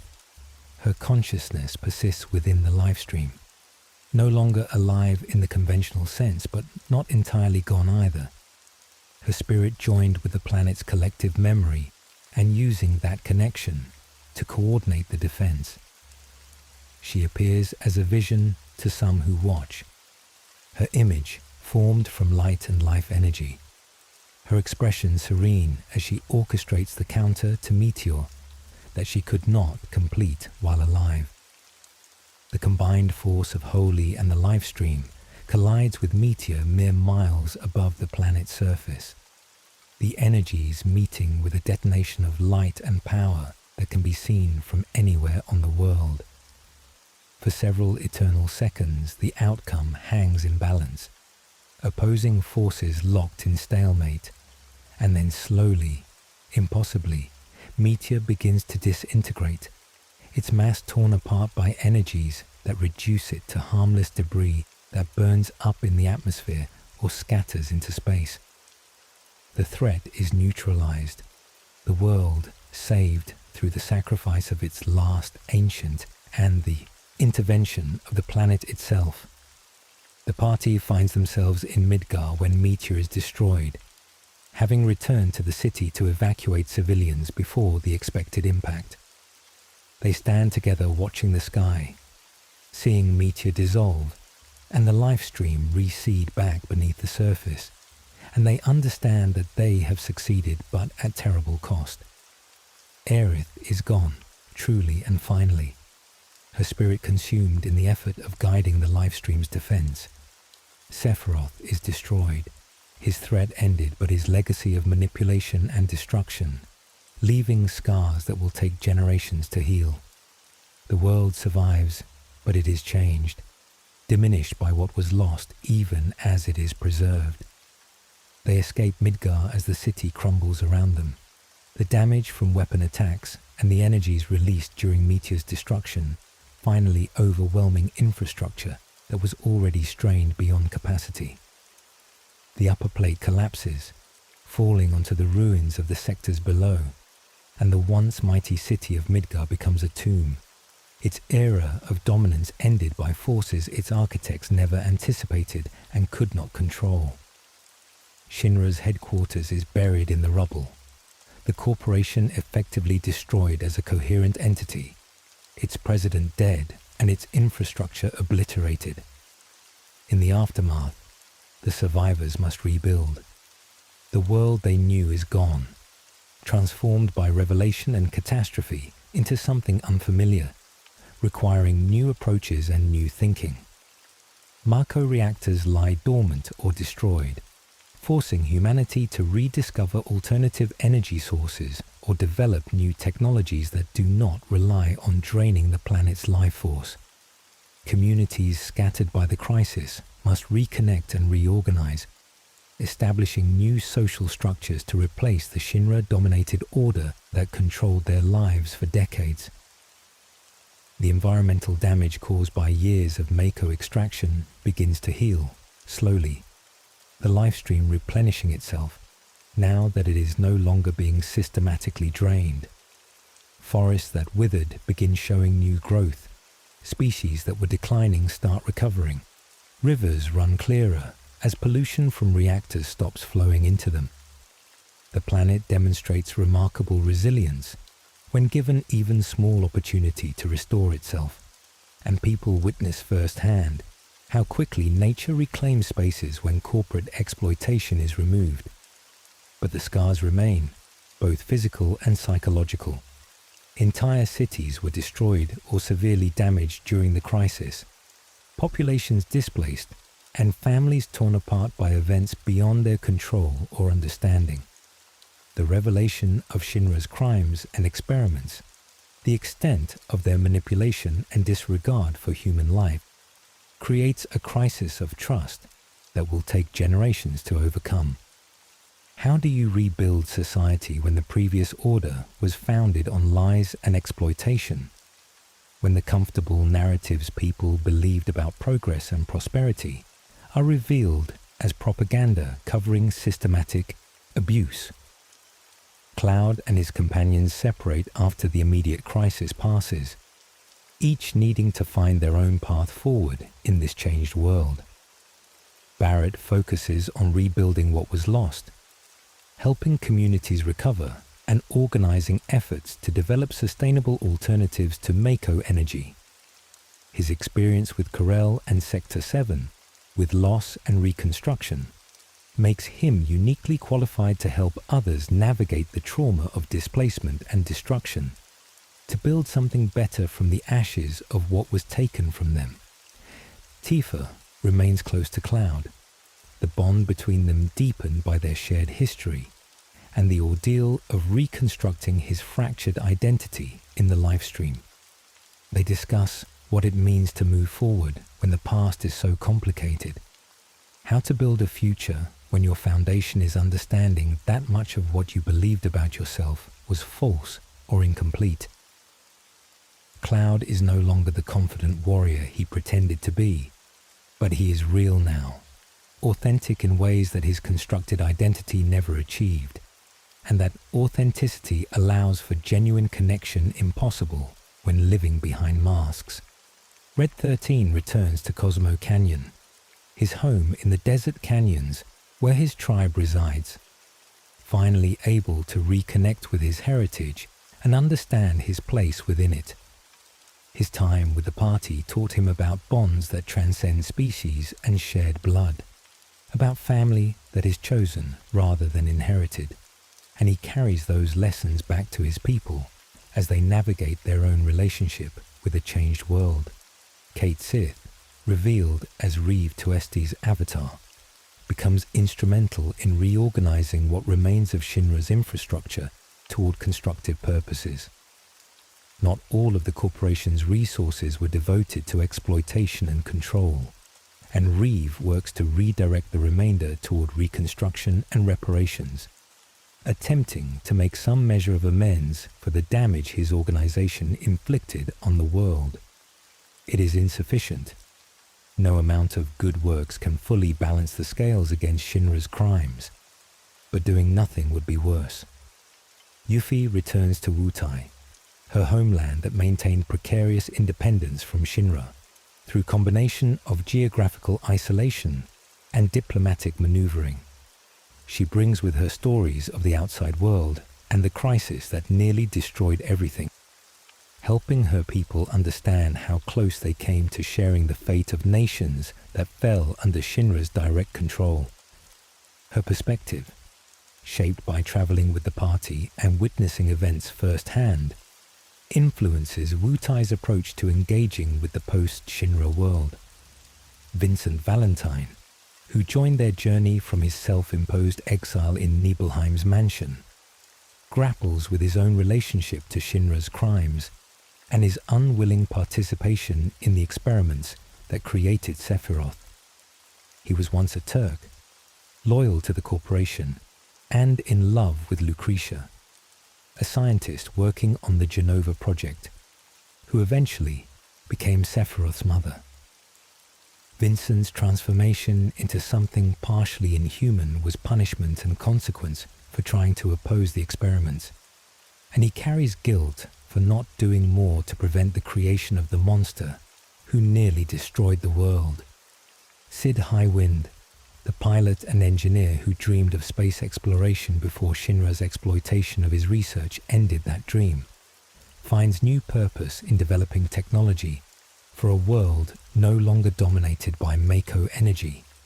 His expertise with machines and his refusal to accept limitations make him invaluable in the reconstruction, designing systems and vehicles that can function without relying on the planet's life force for power. The world that emerges from the crisis is neither utopia nor wasteland, but something in between, damaged but healing, struggling but determined. The removal of Shinra's dominance creates vacuum that different groups attempt to fill, some with genuine concern for building something better, and others seeing only opportunity for new forms of exploitation. The party members, each in their own way, work to ensure that whatever society emerges from the ruins incorporates lessons learned through their ordeal, that the mistakes of the past are not simply repeated with different faces. 500 years pass, or perhaps 500 years, is simply the perspective we are shown in the final vision. The passage of time transforms Midgar's ruins into something almost natural, metal corroding and being reclaimed by vegetation, the angular geometry of human construction softened by centuries of weather and growth. The world has moved forward, life has continued, and what seemed like civilizational apocalypse in the moment becomes simply another chapter in the planet's long history, significant but not final. Red 13 appears in this distant future, his species apparently long-lived enough that the same individual who fought alongside Cloud still walks the Earth centuries later. He runs through the overgrown ruins with cubs following behind him, suggesting that life found ways to continue and flourish even after everything that happened, that the crisis was a near-death experience for civilization rather than its actual ending. The planet endured, and with it came new generations who carry forward the story, shaped by what came before but not imprisoned by it. The ambiguity of this ending is intentional, leaving open questions about humanity's fate and role in the world that survives. Did humans go extinct, or did they simply move beyond the ruins of their old cities into new ways of living that leave lighter footprints on the world? Are Red 13's cubs running through a cemetery of a dead civilization, or a monument to one that learned and evolved? The game does not provide definitive answers, trusting viewers to interpret based on their own hopes and fears about humanity's capacity for change. What remains clear is that the planet itself survives, that life continues in forms both familiar and transformed, that the life stream flows uninterrupted by the extraction and exploitation that nearly destroyed it. The immediate crisis of Meteor was prevented, Sephiroth's plan of ascension thwarted, and the world was given another chance to continue its existence. What was done with that chance? How subsequent generations built upon the foundation of survival becomes questions for different stories in different times. The narrative of Final Fantasy VII operates on multiple levels simultaneously, functioning as personal drama about identity and memory, political allegory about corporate power and environmental destruction, philosophical exploration of consciousness and what constitutes authentic selfhood, and mythological epic about the eternal struggle between preservation and transformation. Each level reinforces the others, creating a story that rewards engagement at whatever depth viewers choose to invest. Cloud's journey from constructed identity to authentic self mirrors the larger narrative about seeing through comfortable lies to face difficult truths. Just as Cloud must confront the reality that his memories and sense of self were built on borrowed experiences and wishful thinking. The world must face that its prosperity and advancement were purchased through exploitation and environmental destruction. Both the individual and the collective must reckon with how much of their comfortable existence was founded on unsustainable practices and denial of inconvenient realities. The game's treatment of memory and identity raises questions that remain relevant regardless of setting or technology. How much of who we are depends on accurate recollection of our past versus the narrative we construct about our experiences? If our memories are flawed or influenced by trauma, does that make us false, or does it simply make us human? Cloud's crisis is extreme. His memories literally borrowed from someone else through supernatural means. But the underlying anxiety about the reliability of memory and the stability of identity resonates with universal human experience of questioning ourselves and our histories. Aerith's death remains one of gaming's most impactful moments, specifically because it refuses the conventions that usually protect important characters. She is not merely injured or captured or placed in suspended animation with the promise of eventual revival. She dies, suddenly and brutally, in a cutscene that removes player agency and prevents intervention. The game forces you to confront her absence, to continue the journey without her, to feel the weight of permanent loss, rather than offering the comfortable escape of resurrection or recovery. The decision to kill Aerith serves multiple narrative purposes beyond mere shock value. It demonstrates that Sephiroth represents genuine threat, rather than merely an obstacle to be overcome through sufficient grinding and preparation. It raises the stakes of the conflict to personal levels, making opposition to Sephiroth's plan about vengeance and prevention, rather than merely saving abstract populations. And it forces the remaining party members, and by extension the player, to continue despite grief and loss, to find strength to move forward even when victory cannot undo what was taken. Her death also connects thematically to the game's environmental message. Aerith is the last Cetra, the final living connection to people who understood the planet as a living entity deserving of respect, rather than a resource to be exploited. Her murder by Sephiroth, who represents the ultimate expression of what happens when beings pursue power without wisdom, symbolizes humanity's severing of its connection to natural understanding and harmony, that she continues to exist within the lifestream after death, that her consciousness persists to help guide the planet's defense, suggests that genuine connection to the world transcends individual mortality. The lifestream itself functions as the game's central metaphor, representing both the interconnection of all living things and the cycles of death and rebirth that sustain existence. Energy and consciousness flow through the lifestream, returning to it at death and emerging again in new life, creating continuity that transcends individual existence. Shinra's Mako extraction disrupts this cycle, drawing energy out faster than it can be replenished, creating the planetary equivalent of bleeding out through wounds that never heal. This environmental theme resonates beyond the game's fantasy setting, reflecting real-world concerns about resource exploitation and environmental degradation. The parallels to fossil fuel extraction, to deforestation, to any number of human activities that prioritize immediate profit over long-term sustainability make Shinra's villainy feel grounded despite the fantastic elements surrounding it. The corporation's crimes are not abstract or foreign, but recognizable, making the opposition to them feel relevant and urgent, rather than merely fantastical adventure. The game's structure, moving from focused environmental activism to world-spanning quest to prevent apocalypse, mirrors the expanding understanding of how interconnected systems function.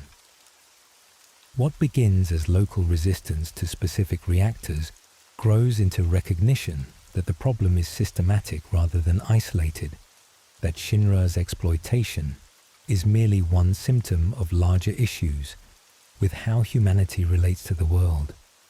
The progression from small-scale resistance to confrontation with planetary-scale threats reflects the journey from recognizing individual injustices to understanding systemic problems that require comprehensive solutions. Sephiroth's characterization as villain draws power from his relationship to Cloud and his position as someone who was created rather than born. He is a victim of Shinra's experiments who became victimizer on an incomprehensible scale, someone whose response to learning about his own exploitation was to embrace and exceed the worst impulses of those who created him. His plan to wound the planet and absorb its healing energy represents the ultimate expression of treating the world as resource rather than entity deserving of respect, taking Shinra's philosophy to its logical extreme. His connection to Genova adds layers of ambiguity about agency and identity. Is Sephiroth driving Genova's power toward his own goals? Or is Genova manipulating Sephiroth while wearing his face and using his memories? The game deliberately leaves this unclear, suggesting that the distinction may be meaningless when two consciousnesses merge as completely as they have. What emerges is something that possesses characteristics of both, driven by goals that serve neither's original nature, but rather represent a synthesis of alien hunger and human megalomania. The supporting cast, each with their own traumas and relationships to Shinra's exploitation, provides perspective on how systematic oppression affects individuals differently. Barrett's community was destroyed for corporate convenience. Aerith spent her life evading exploitation by researchers who saw her as fascinating test subject rather than person. Tifa lost her father and hometown to Sephiroth's madness, which was itself caused by Shinra's experiments. Red 13 was captured and studied like an animal despite his obvious intelligence and capacity for suffering. Each character's personal stake in opposing Shinra creates investment in the larger struggle that pure ideology alone might not sustain. They fight not just because exploitation is wrong in abstract sense, but because they have personally suffered its consequences, because they carry scars both literal and psychological that remind them constantly of what happens when power concentrates without accountability. Their diverse backgrounds and experiences prevent the narrative from reducing to simple good versus evil, instead presenting a coalition of damaged people united by shared recognition that the current system is intolerable. The revelation about Cloud's true history serves not to diminish him, but to make his heroism more meaningful. He is not naturally gifted or destined for greatness, but rather someone who was repeatedly broken by circumstances and chose to keep moving forward despite having every reason to give up. His strength comes not from being special, but from refusing to accept helplessness, from building identity and capability from wreckage through effort and the support of others who believed in him when he could not believe in himself. This democratization of heroism, the suggestion that courage and moral action are available to anyone regardless of background or natural ability, contrast sharply with the chosen one narratives that dominate much fantasy storytelling. Cloud is not selected by prophecy or blessed with unique gifts that mark him as destined savior. He is simply someone who was in the right place at the right time, or wrong place at wrong time depending on perspective, and who made choices to oppose injustice when he could have simply looked away. The game's world building creates a setting that feels lived in and real despite its fantastic elements. Each location has history and culture that exists independent of the main plot. Communities with their own concerns and conflicts that do not simply pause while the heroes save the world. The Gold Saucer exists as entertainment destination with no connection to Sephiroth's plans. Wutai maintains its traditions and independence. Despite pressure from Shinra, Cosmo Canyon preserves knowledge about the planet and life stream that predates modern civilization. This sense of a world that extends beyond the immediate narrative creates immersion that makes the stakes feel genuine rather than merely mechanical. When Meteor threatens to destroy the planet, it is not destroying an abstract setting, but places we have visited and people we have met, communities with their own value independent of their relevance to the main plot.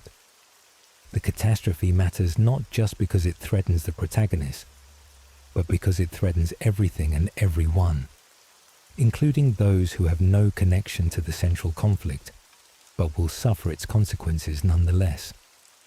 The music, composed by Nobuo Uematsu, reinforces emotional beats and creates atmosphere that enhances every aspect of the story. Aerith's theme, gentle and melancholic, becomes associated with her character to the point where hearing it triggers emotional response independent of visual context. One-Winged Angel, Sephiroth's theme, combines orchestra and choir to create sense of apocalyptic grandeur appropriate to his role as world-threatening antagonist. The main theme captures both adventure and melancholy, promise and loss intertwined in melody that defines the game's emotional landscape. Key moments are inseparable from their musical accompaniment. Aerith's death occurs in silence after the impact, the absence of music making the moment feel more real and shocking. The battle with Safer Sephiroth is underscored by one winged angel's driving intensity, the music itself becoming part of the confrontation's overwhelming force. Quiet moments between characters are accompanied by gentle themes that create space for emotional processing between action sequences. The visual presentation, while limited by PlayStation hardware of 1997, demonstrates remarkable artistry within its constraints. Pre-rendered backgrounds create detailed environments that suggest depth and history through careful composition and lighting. Character models, blocky and simple during regular gameplay, transform during full-motion video cutscenes into more detailed representations that convey emotion and movement with surprising effectiveness. The contrast between gameplay and cutscene visuals actually enhances key moments, the shift in presentation quality signaling that something important is happening. Midgar's design, with its layered structure separating rich from poor through literal elevation, creates immediate visual metaphor for class division that requires no exposition to understand. The dim corridors of Shinra headquarters, sterile and imposing, contrast sharply with the organic chaos of the slums. The northern crater's alien geometry and visible life stream create atmosphere of wrongness appropriate to the final confrontation setting. Each major location has distinctive visual identity that makes it memorable and reinforces its thematic role in the narrative. The materia system, while primarily a gameplay mechanic, connects to the story's themes about magic and the planet's energy. Materia are crystallized lifestream, fragments of the planet's essence that allow users to channel various abilities.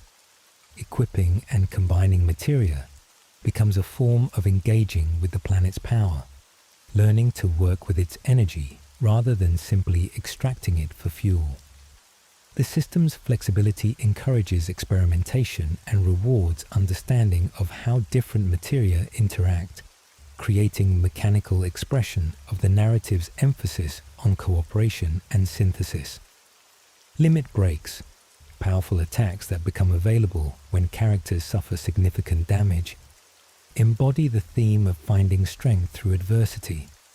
Each character's limit breaks reflect their personality and fighting style, from Cloud's overwhelming physical strikes to Aerith's protective and healing abilities, to Barrett's explosive firepower. The requirement to be pushed to the edge before accessing these powerful techniques creates mechanical reinforcement of the narrative's message about heroism emerging from struggle rather than being inherent trait. The optional content, including super bosses and hidden areas, expands the world without requiring engagement for story completion. Players can complete the main narrative without confronting the weapons directly, without breeding chocobos to access hidden locations, without pursuing the various side quests that offer additional character development and powerful equipment. This optional depth rewards investment, while not punishing those who focus primarily on the central story, creating layers of engagement for different types of players. The weapons themselves serve as manifestation of the planet's immune response. Creatures of pure life-stream energy, created to defend against threats. Their indiscriminate attacks on human settlements, treating civilization as infection to be eliminated, raises uncomfortable questions about humanity's relationship with the world. If the planet itself perceives humans as threat, if the natural immune response is to destroy human civilization, what does that suggest about how humanity has been treating the world?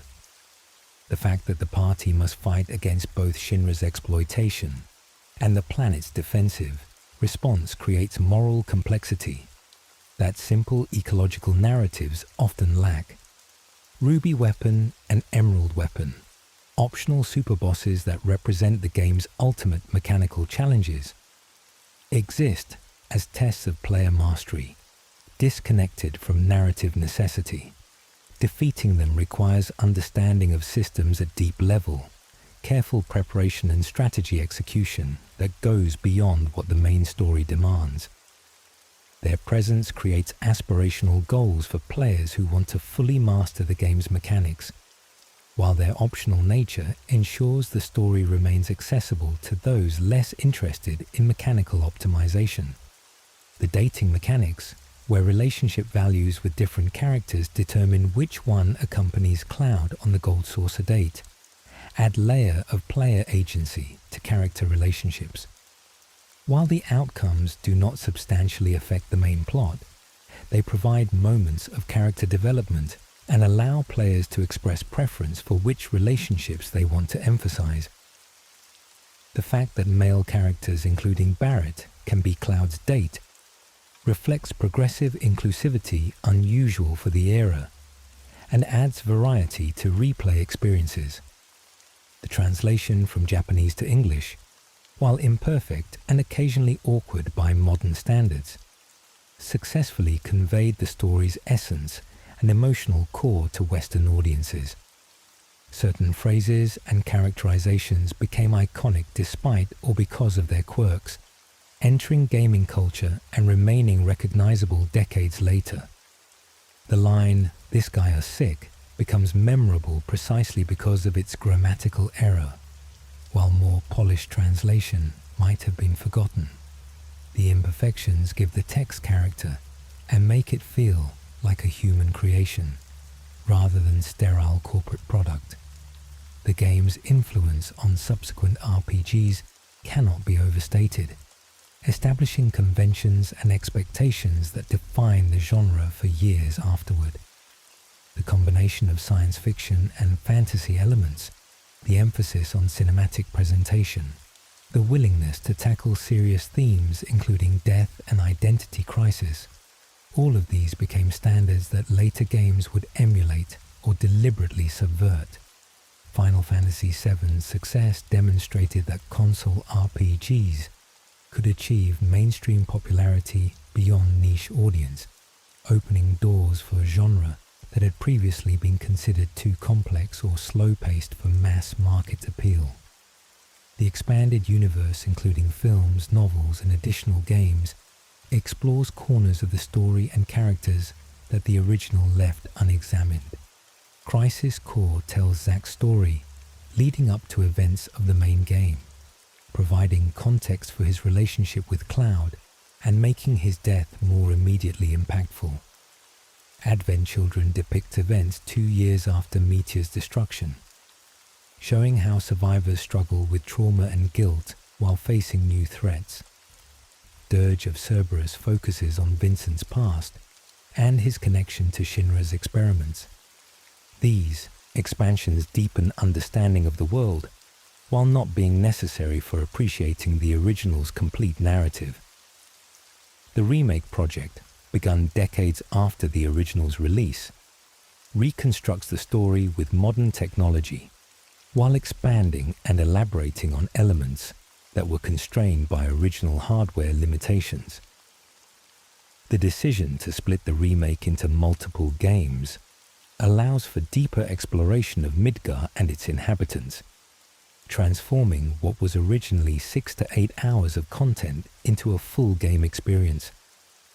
Changes to plot elements and addition of new story threads suggest the remake will diverge from the original in significant ways, creating conversation about faithful adaptation versus creative reinterpretation. The legacy of Final Fantasy VII extends beyond its direct influence on game design to its cultural impact as artifact that defined a moment in gaming history. For many players, it was their first experience with Japanese RPGs, or with narrative-driven games that treated storytelling as equal to, or more important, than gameplay mechanics. The PlayStation's CD-ROM format allowed for presentation values that previous cartridge-based systems could not match, making Final Fantasy VII showcase for what new hardware generation could achieve.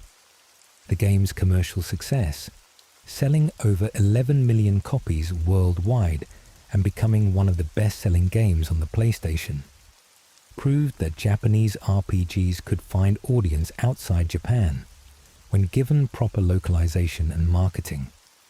It opened Western markets to genre that had previously been largely ignored or dismissed, creating opportunities for other franchises to achieve international recognition. The iconic status of characters like Cloud, Sephiroth, and Aerith transcended gaming to become part of broader pop culture awareness.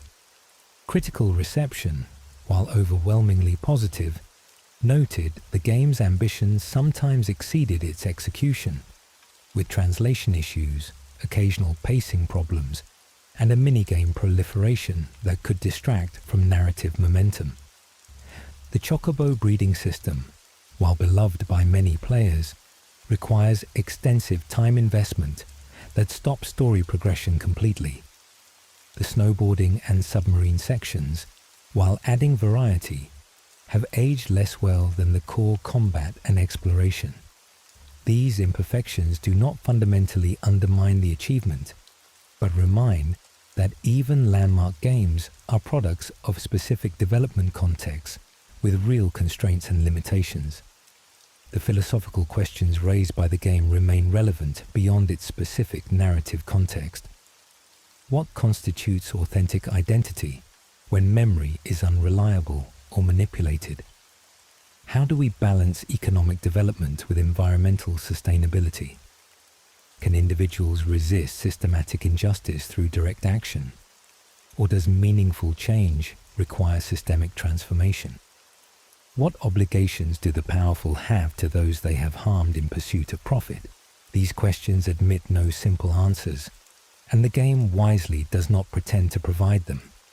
instead presenting scenarios that force engagement with complexity.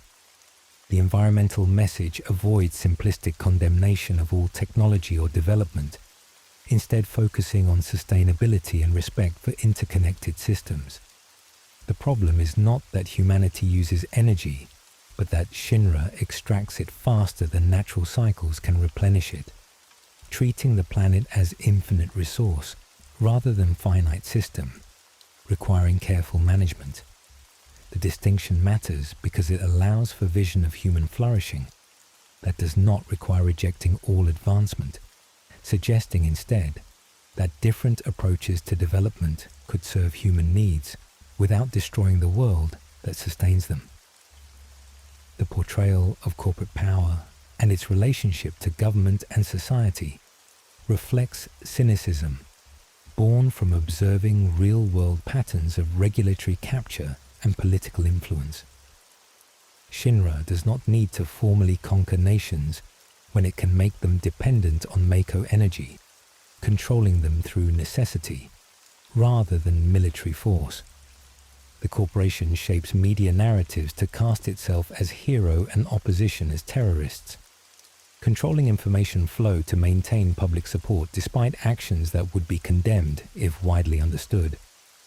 These tactics mirror real-world corporate behavior closely enough to make Shinra feel like exaggeration of existing problems rather than purely fantastical creation.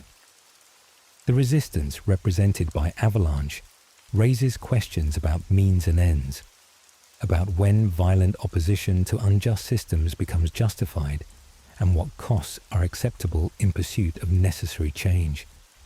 The game does not uncritically endorse their methods, showing that reactor bombings kill workers who are themselves victims of economic coercion. People working for Shinra not because they support environmental destruction, but because they need to feed their families. The moral complexity of resistance against overwhelming power. The way fighting for just cause does not automatically make all actions taken in its name justified, adds depth that simple good versus evil framing would lack. The ending's ambiguity about humanity's ultimate fate respects audience intelligence by not insisting on single interpretation. Some viewers see hope in Red 13's survival and the planet's healing, suggesting humanity learned and adapted to live sustainably. Others see the empty ruins and absence of visible humans as suggesting extinction or near extinction, a warning about consequences of failing to change destructive patterns. Both readings are supported by what is shown, and the refusal to definitively resolve the question allows the ending to function as Rorschach test revealing viewers' own hopes or fears about humanity's capacity for change. The journey from Midgar's slums to the northern crater, from small-scale resistance to world-spanning quest, transforms the protagonist and audience understanding of what is at stake. What begins as personal story about individuals opposing local injustice expands to reveal planetary-scale systems and threats that dwarf anything visible from ground level. The revelation of larger context does not invalidate the personal struggles, but rather shows how individual experiences connect to systemic patterns, how personal trauma and planetary crisis are linked through common roots in exploitation and disregard for consequences. The relationship between Cloud and Tifa, developed through shared history and mutual support through crisis, provides emotional anchor throughout the chaos. They knew each other as children, were separated by Cloud's failed ambitions and Nibelheim's destruction, and reconnected by chance when Cloud fell through Aerith's church roof. Their bond survives the revelation that much of what Cloud believed about their shared past was false, because the fundamental truth of their connection persists beneath the errors in specific memories. They matter to each other regardless of whether Cloud was really a soldier or merely a soldier, whether his memories are accurate or reconstructed. The chosen family formed by the party members demonstrates that bonds forged through shared struggle and choice can be as strong as biological relationships or childhood connections. They come from different backgrounds, different species in some cases, united by common opposition to Shinra and shared trauma from the journey. By the end, they trust each other with their lives, understand each other's pain and motivations, support each other through their individual crises. The family they choose and build together provides strength that none of them could access alone. The game's treatment of death acknowledges its permanence while suggesting that influence and memory transcend individual mortality. Aerith dies, but her consciousness persists in the lifestream, guiding its defense against Meteor. Zack dies, but his memories and personality fragments shape Cloud's constructed identity, his influence continuing through the person he saved. The countless casualties of Shinra's exploitation, from Corel to Sector 7 to everywhere the corporation extracted Mako without regard for cost, are not forgotten but memorialized through the survivors' determination to prevent similar tragedies. This conception of death as transition rather than absolute ending connects to the game's spiritual and environmental themes, suggesting consciousness returns to the planetary cycle, while influence continues through those who remain. It avoids both nihilistic meaninglessness and simplistic promises of resurrection, instead offering a middle position where death matters and has consequences, but does not mean someone's existence becomes irrelevant to ongoing events. The technical achievements of the game, from its 3-disc scope to its pre-rendered backgrounds to its full motion, video cutscenes, pushed the PlayStation hardware to its limits and demonstrated what careful optimization and artistic direction could achieve within constraints.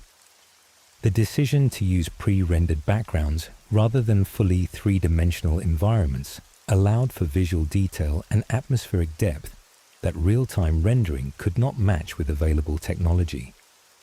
The trade-off, fixed camera angles and occasionally unclear navigation, was accepted as worthwhile cost for the benefit of detailed painterly environments. The character model's blocky simplicity during regular gameplay, jarring when compared to their cutscene appearances, becomes barely noticeable once players adjust to the visual language. The expressive animations and distinctive designs convey personality despite technical limitations, showing how strong art direction can overcome hardware constraints. Cloud's spiky hair and enormous sword create instantly recognizable silhouette. Aerith's pink dress and ribbon make her immediately identifiable. Sephiroth's long silver hair and Masamune blade establish his visual distinctiveness without requiring detailed modeling. The progression system, allowing characters to be customized extensively through material loadouts while maintaining baseline distinctions in their statistics and limit breaks, creates balance between flexibility and identity. Players can build characters towards similar capabilities through careful materia selection, or emphasize their innate differences by enhancing what makes each unique. The system rewards experimentation, while not punishing players who simply equip what seems useful without deep optimization. The weapon upgrade system, where each character has series of progressively more powerful weapons with different numbers of materia slots and growth multipliers, creates meaningful choices about equipment. The best statistically weapon may not be optimal if its materia configuration does not support preferred playstyle, forcing consideration of trade-offs between raw power and flexibility. Ultimate weapons for each character, hidden and requiring specific conditions or challenges to obtain, reward exploration and mastery while not being necessary for completing main story. The enemy skill materia, allowing characters to learn abilities from monsters who use them in battle, encourages experimentation and attention to opponent capabilities beyond simply defeating them. The system rewards curiosity about what different enemies can do and creates incentive to allow monsters to demonstrate their abilities before finishing fights. Some enemy skills become core components of optimized strategies, while others are novelties rarely used but interesting to collect. The Gold Saucer minigames, while distracting from main narrative, provide relief from constant tension and create spaces for character interaction in contexts other than combat or crisis discussion. The date sequence, the battle arena, the chocobo, racing, all of these offer variety and pacing contrast that prevent the dark story from becoming overwhelming.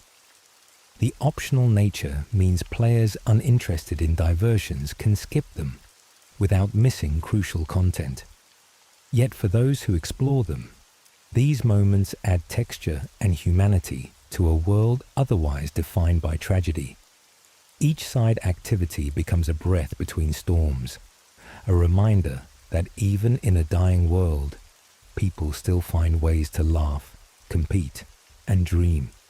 The Gold Saucer's carnival lights shine against the shadow of Shinra's oppression, its artificial joy carrying a kind of poignancy. Beneath the glitter lies escapism, but also resilience. The ability to create light in a place where darkness feels inevitable. It's in these small respites that Final Fantasy VII finds emotional rhythm, alternating between chaos and calm, grandeur and intimacy. This balance defines the entire experience. Final Fantasy VII constantly shifts between epic and personal, mythic and mechanical, finding beauty in contradiction. It tells a story about saving the planet, but grounds that mission in deeply human emotions: guilt, grief, and the search for belonging. Its environmental message is not abstract moralizing, but something that bleeds through every aspect of its world. The hum of Mako reactors, the smog-choked skies of Midgar, the eerie luminescence of the Lifestream. Shinra's exploitation of life energy mirrors our own industrial world, and that parallel, subtle but unmistakable, gives the story its timeless relevance. Cloud's journey is the emotional core. What begins as the tale of a detached mercenary gradually becomes an exploration of identity itself. The revelation that his memories are fractured and partly fabricated forces both player and character to confront what makes a self real. Is it memory, experience, or the choices we make when everything else falls apart? Through Cloud's breakdown and reconstruction, the game articulates something rare in its medium: the idea that healing begins with honesty, that the acceptance of one's brokenness is not weakness but rebirth. His final confrontation with Sephiroth is as much an internal battle for authenticity as it is a clash between hero and villain. Sephiroth, in turn, represents what happens when knowledge is severed from empathy. He learns the truth of his creation and decides that if he was born of the planet's wound, then he will become its god. His arrogance mirrors Shinra's, a smaller reflection of the same desire to control what should only be understood. Where Cloud struggles to become whole, Sephiroth chooses to transcend humanity entirely, and that choice, his rejection of weakness, love, and mortality, turns him into the very monster he despises. The two men are mirrors, one trying to remember what it means to be human, the other trying to erase it. Aerith stands as their opposite, embodying the quiet strength of acceptance. Her serenity is not naivety, but wisdom born of listening to people, to pain, to the planet itself. When she dies, the story loses its heart by design. Her absence transforms the player's motivation from victory to preservation, from fighting evil to honoring love and loss. Her death lingers not just because it is unexpected, but because it feels like the soul of the world has been silenced. And yet, through the live stream's final surge, she speaks one last time, proving that compassion leaves echoes even when the body is gone. Technically and artistically, Final Fantasy VII was revolutionary. Its cinematic direction, layered score, and blend of science fiction and spirituality elevated the storytelling potential of games. Nobuo Uematsu's music turns emotional subtext into melody. Aerith's theme capturing innocence and impermanence, one-winged angel fusing choral grandeur with madness. Each track reinforces the narrative's emotional gravity, while pre-rendered backdrops and cinematic angles gave a sense of scope that no RPG before had achieved. The game became a bridge between the pixelated past and the modern age of cinematic storytelling. Yet beyond its innovations, what endures is its emotional sincerity. Every mechanic, every theme, every visual design choice supports the same idea, that life is fragile, interconnected, and worth protecting. The final image of the planet reclaiming itself, livestream and wholly intertwining to dissolve meteor, is both literal salvation and spiritual metaphor. Nature heals when humanity learns humility. The livestream's light becomes the planet's breath, and through it, the lingering spirit of Aerith reminds us that kindness too is a form of resistance. Final Fantasy VII is not just about saving the world.